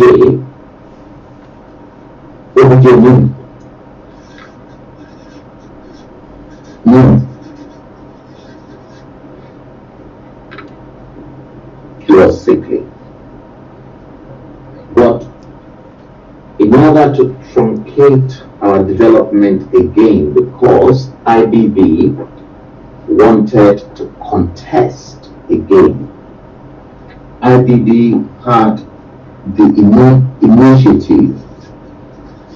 IBB wanted to contest.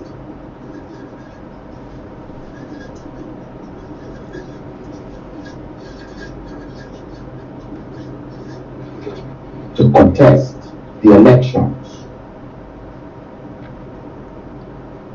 OBJ stopped him. Obasanjo stopped IBB from contesting that elections again. Yar'Adua was in power as executive president from 29/5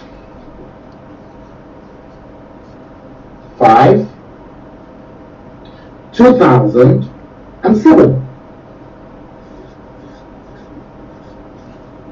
to until the time he died, 6/5/2010, 6/5/2010, and by calculation, this means Umaru Yar'Adua ruled for 3 years or 2.5 years. Let's approximate 3 years.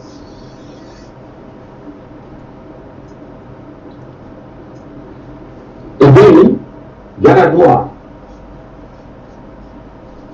is a northerner. We're going to make sense into the total number of years that each and every of these guys did ruled. He's got bad health. Yar'Adua had kidney problems. He should have been the best president. Should have been best president.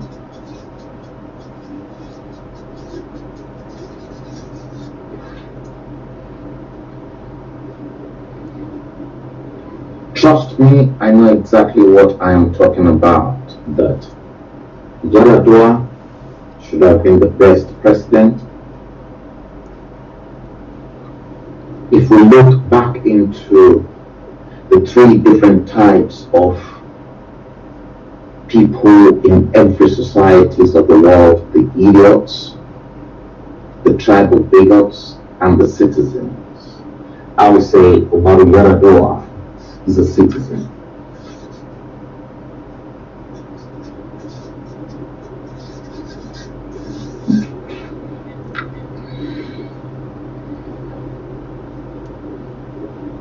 He had good intentions for Nigeria because, apart from the fact that he's educated,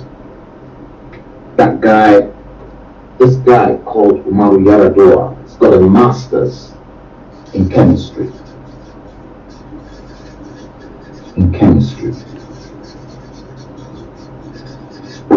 And he was once a chemistry teacher at the Queen's College in Lagos.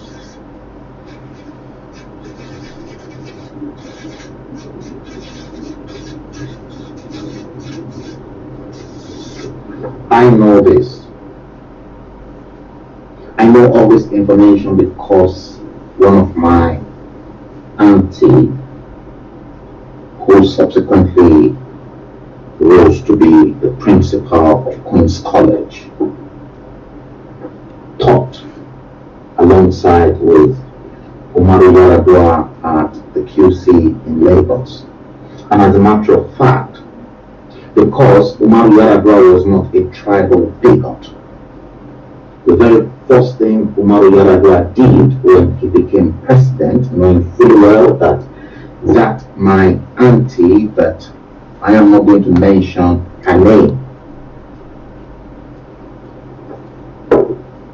Umaru Yar'Adua recalled her from Queen's College on QC in Lagos and made her one of the directors of education at the Federal Ministry of Education in Abuja.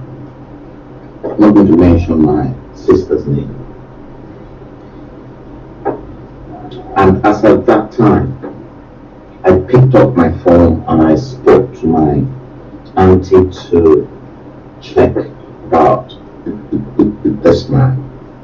And she told me everything about this man. Make no mistakes, he was the junior brother of the man that was second in command to Obasanjo when he was a military junta in 1976.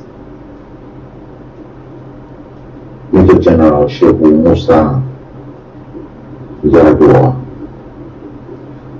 Equally, very educated family, very well-off family. So for this man, money was not issue. He was not prone into all the garbage of how people can enrich themselves.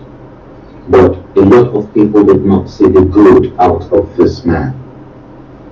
The deal that was brokered between the Niger Delta militants, that people thought it was Goodluck Ebele Jonathan, was facilitated by Umaru Yar'Adua, who really wanted the very best of everything for the Niger Delta people. Very good man. But his health was what failed him into creating the paradise. So perhaps I wouldn't be able to tell if OBJ made the right decision for installing Umaru Yar'Adua as number 13. But I still blame him because Umaru Yar'Adua told Obasanjo, according to what I know, that he hasn't got the stamina and that his health is failing him to run the country effectively. him since he was the governor of Sokoto State. He was once a governor. Very good man. I personally was even proud of my president and equally proud as a Nigerian when Umaru Yar'Adua came over to London after seeing George Bush in the States. Gordon Brown was our Prime Minister at the time, and I remember watching Umaru Yar'Adua discussing with Gordon Brown at number 10 Downing Street here in the UK about the problems he is having to wrestle with. And at the top of his head, without any paper, God, I was proud of this man. Yar'Adua was talking to Gordon Brown at that press conference with statistics of his head, his brain. If you see the way this same man took on the world press at number 10 Downing Street, he was immaculate. May his soul rest in peace. And listen, I'm not going to lie to you. That was the first time in the history of that country that if I can be so proud of my president and at the same time proud as a Nigerian, then I know exactly what I'm talking about.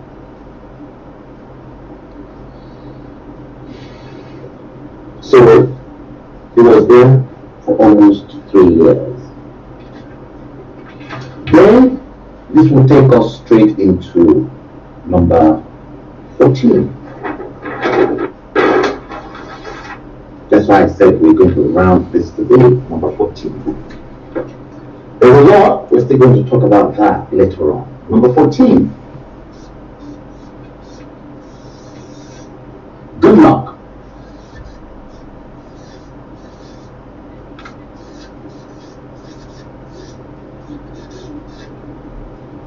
Good luck. Ebele Jonathan.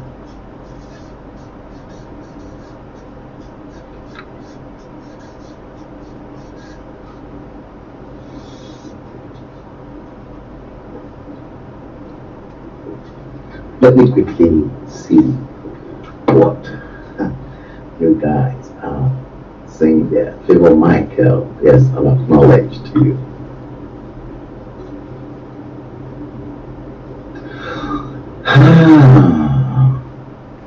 Yes, Prince Olushola Akapo. Yes, thank you very much.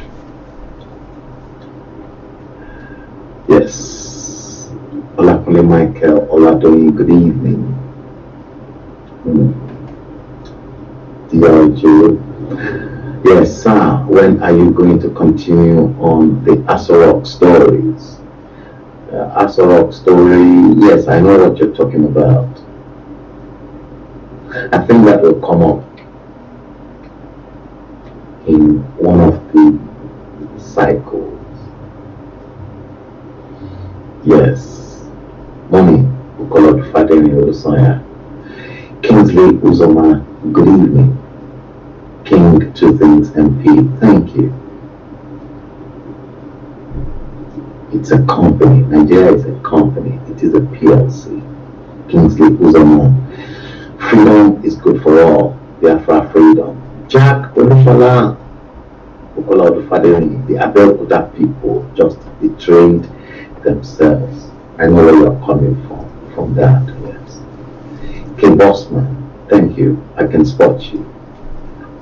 Kenny Omoaki Abed, Wachuku Lekelipe, good evening. Additional Adele Femwa, good evening. So we're going straight into. Yes, I am going to post that for time's sake and for those that may want to watch a rebroadcast of that particular stream. There are loads of them, and this was in 2019.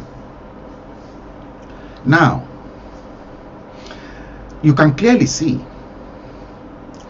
a handful of this analysis that's been chunked out from this end of the dispatch box,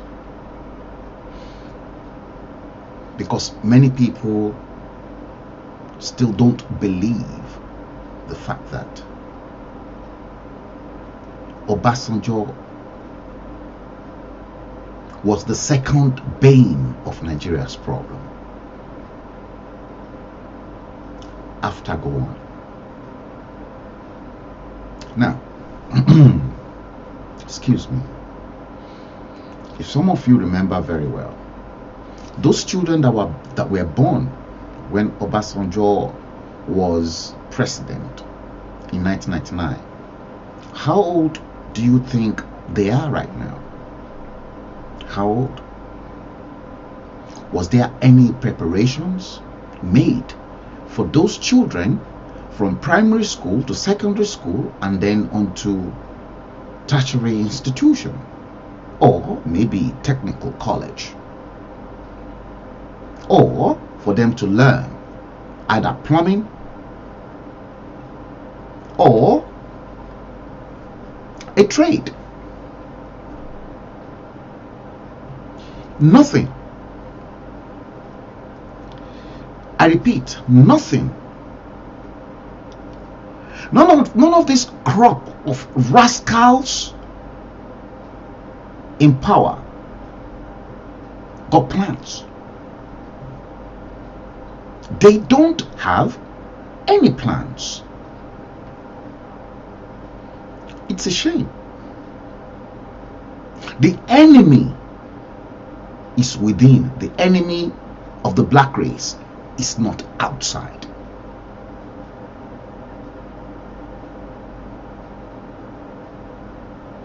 Those rascals in power are your enemies. Now, clearly figure out exactly what is going on in Edo State, in Rivers State, in Ondo State. Figure out what is going on. Check things out yourselves. Godwin Obaseki, his term is gradually coming to an end next year.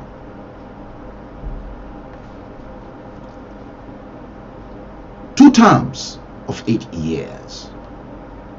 Can we see, or can Godwin Obaseki pinpoint any political agenda or a legacy he's leaving behind by the time his own time comes to an end? The problem that I pray should not happen in Edo State, Edo 2024, is for Godwin Obaseki not to start behaving like the current crisis in Rivers State. Now, don't forget, Obaseki too contested his first elections under the APC, to which Comrade Adams Oshiomhole, the predecessor, installed him. Remember, at the embryo stages, at the early stages, Godwin Obaseki was particularly grateful to Comrade Adams Oshiomhole for making his dreams come true. So in other words, Comrade Adams Oshiomhole was Godwin Obaseki's political father, because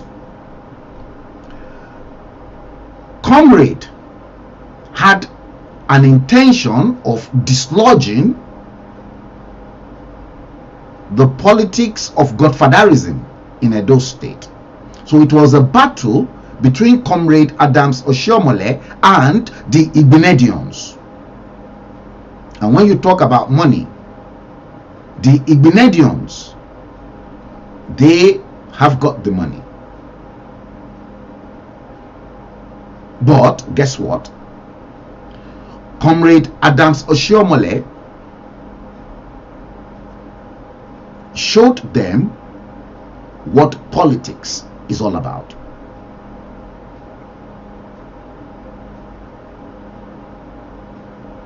You see, a lot of betrayals, even in Lagos. You remember after Bola Ahmed Tinubu, Fashola came in. Fashola was Jagaban's chief of staff. But for some reasons,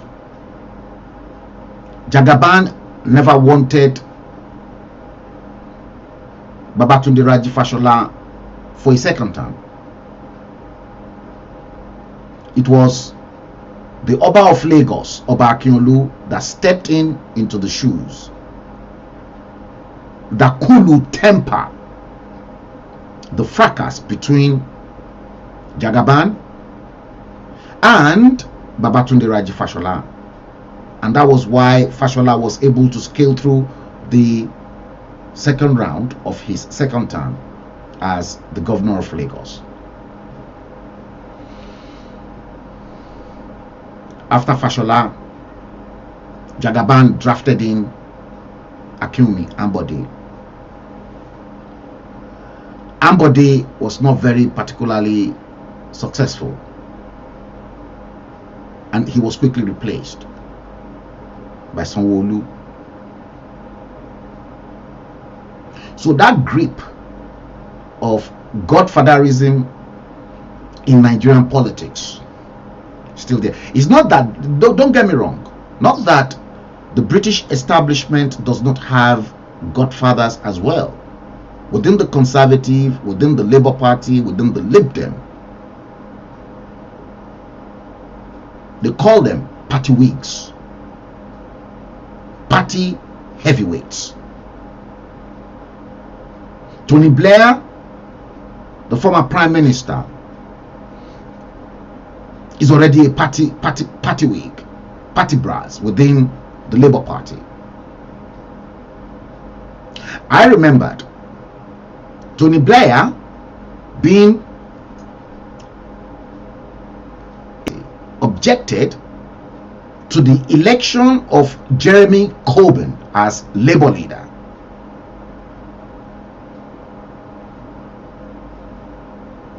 The same thing within the Conservative Party. We cannot rule out party Whigs. Okay? They decide, they make the choices. The only difference between politics in a civilized environment and an uncivilized environment like the African political environment, the political system, is that looting and how they steal money is the core aspect of why they want to get onto power. Whereas here in the UK, if we elect an MP to represent us in our constituency at Westminster, if that MP is not doing our bidding in the constituency he or she is representing at Westminster, in the UK, we will not argue with the MP. If the MP representing my constituency say conservative, it is the constituency that will decide, and it will cost the Conservative Party that election if they find that Labour Party has got more things to provide them in terms of education, health, and infrastructure, that is maintaining all the roads within the borough. And the only thing, if I'm not mistaken, that really struck me with IBB when he was nursing the ambition to come back to power was his manifesto, devolution of powers. Break the power at the center of politics in Nigeria that is too powerful, that is attractive to people to come to the center of politics to come and steal. For him, that devolution of power means going back to your grassroots. Start from your local government. That is from your local government, your constituency, local government, then onto the state level. You want to be a senator of the Federal Republic, or you want to be a member of the House of Representatives, Federal House of Representatives in Abuja, it should be ceremonial.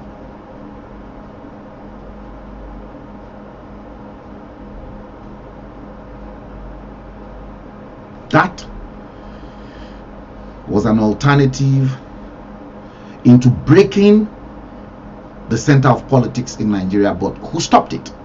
OBJ. And many of you are not aware.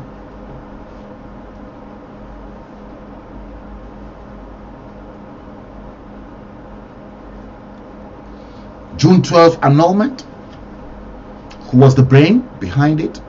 OBJ. You look at that triangle I spelled out. OBJ, right at the apex of the triangle, the eye of Lucifer, the eye of Satan, was sitting on top of it. I won't be too mistaken if I probably describe former President Olusegun Obasanjo, OBJ, as a Luciferian, because there in 1993 he was right sitting on top of the eye of Lucifer, the eye of Satan, in that triangular jinx. And at the bottom of the jinx of that triangle, we've got two Egbaman, MKO and Chief Ernest Shonekan. MKO won the election, just like in 1979, when the same OBJ came out publicly and then said the best candidate will not win that elections. That is, the best candidate, Chief Obafemi Awolowo, will not win that elections.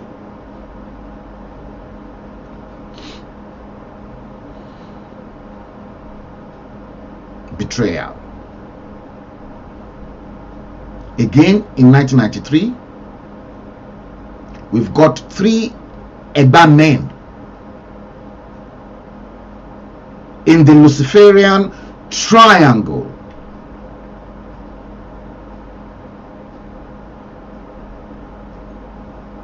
One, loyal to OBJ. Chief Ernest Shonekon, loyal friend to OBJ. The second Egba man who won the election, MKO, already had issues with IBB himself. Already had an issue with IBB himself concerning Samuel Doe's money that was kept with MKO Abiola, to which MKO Abiola then put those billions of dollars of Samuel Doe's money into his first wife's account, Cindy-Art, Kola's mom. You can see the problems. So, but because in 1993, I can authoritatively confirm to you that MKO called IBB that should he contest, IBB said yes, carry on.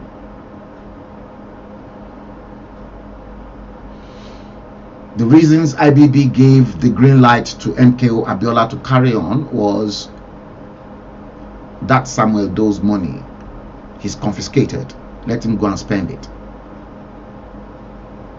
So by the time the pressure in 1993 mounted on IBB, IBB had to surrender to the pressure. And that was when his boss then called him on the phone not to hand over power to a womanizer. A womanizer calling an Egba man a womanizer, calling another Egba man womanizer. These are the rascals in power, and that's why it was clearly stated in that tape that the problem of the black race is within and not outside. If the worst come to the worst, at least they should have allowed Abiola to even rule, even if Sani Abacha was going to topple over government or killed Abiola eventually in a military coup. Abiola was a beneficiary of the corrupt system. Abiola made a lot of fortune. Abiola's record with ITT was very uncleaned. Very, very uncleaned. How did the then managing director of ITT, International Telegraph and Telephone, in Nigeria, with a lucrative military contract with the Nigerian government in communications? Did you know how MKO started work at ITT? When Murtala Mohammed became head of state.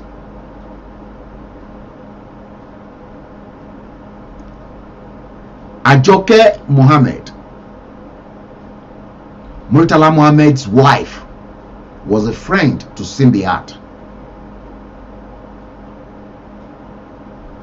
Cindy-Art discussed the issue of his husband, MKO, with Ajoke, whose husband was the head of state at the time, Murtala Mohammed. That was how Murtala Mohammed gave a note to MKO to take to ITT, and that was how MKO was able to penetrate into ITT, and he was made the chief accountant. In other words, second in command to DMD. Ask yourselves, how did the MD of ITT at the time, a white British expatriate, died? I'm not going to go into all those details. MKO's hand, not clean either. So what goes round comes round. The law of karma came hitting home on MKO Abiola because of all the atrocities he had committed as well. Maybe some of you don't know. Babangida's first daughter, Aisha, was dating Kola Abiola as at that time, to the extent that they thought there was going to be a marriage. But guess what? Both Babangida's family and the Abiola's family, they had to cancel their relationship, that it would be too dangerous. If that was never cancelled, perhaps Aisha should have married Kola Abiola. When MKO won that elections, there were private conversations between MKO and Aisha Babangida, to which Kola was telling Aisha Babangida to tell his dad to vacate the seat of power for his dad. There are too many things wrong. The enemy of the black race is within. The white race are not your enemy. The white race, because they know that the black man will kill for money and fame. That was why they were able to break into you. And if they want to eliminate any of the heads of government that are not ready to dance to their will and their command, they will use the closest person to that head of state to eliminate him.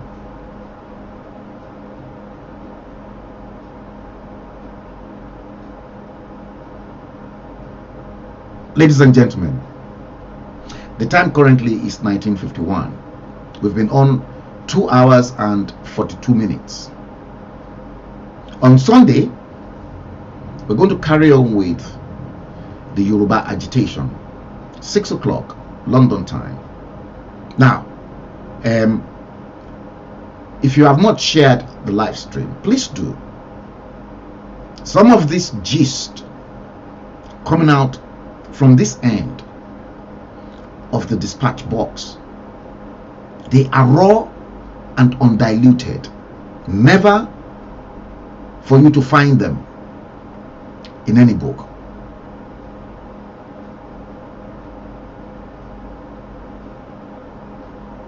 At this point in time today, Tuesday, the 12th day of December 2023, I want to seize the opportunity to thank each and every one of you. Alaja Lola Rashid Atolagbe Aro, Daranijo Juwon, and Bolaji, Narada Franklin, Yeti Queen, those of you that I can easily see your comment from the studio. Yeah, Bawoni Surulere, Alaji Osholade, Alakufo. Yes, I want to seize this opportunity to thank each and every one of you. You are my avid viewers and listeners, and we're going to do it again on Sunday. But if I have any other new videos that I want to post, I'll post.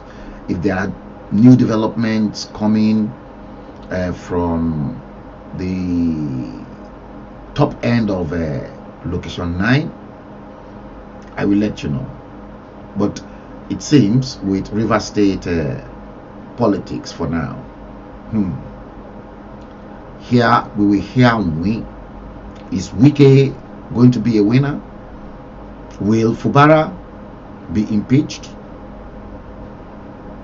Wike has the numbers for an impeachment to begin over Fubara, because Fubara right now has only got 5 members in the chambers, and the other members, 27, they've decamped to APC.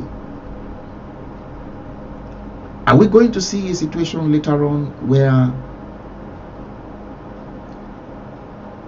Nyesom Wike is equally going to cross carpet from the PDP to the APC? It might not be now. He won't want to cross that carpet right now because of Rotimi Amechi, because the moment Wike crosses carpet from the PDP to the APC, that will then give Rotimi Amechi the upper hand in PDP River State chapter. Guys, let's bring today's show onto an end, and until next time, take good care of yourselves and each other, and I hope to see a handful of you on Sunday or anytime we post a new video. Don't forget, follow us, like us, subscribe, and share the live stream. Until next time, I wish you love, God's blessings, and let's be thankful to Almighty God. Take good care of yourselves and each other. Good night.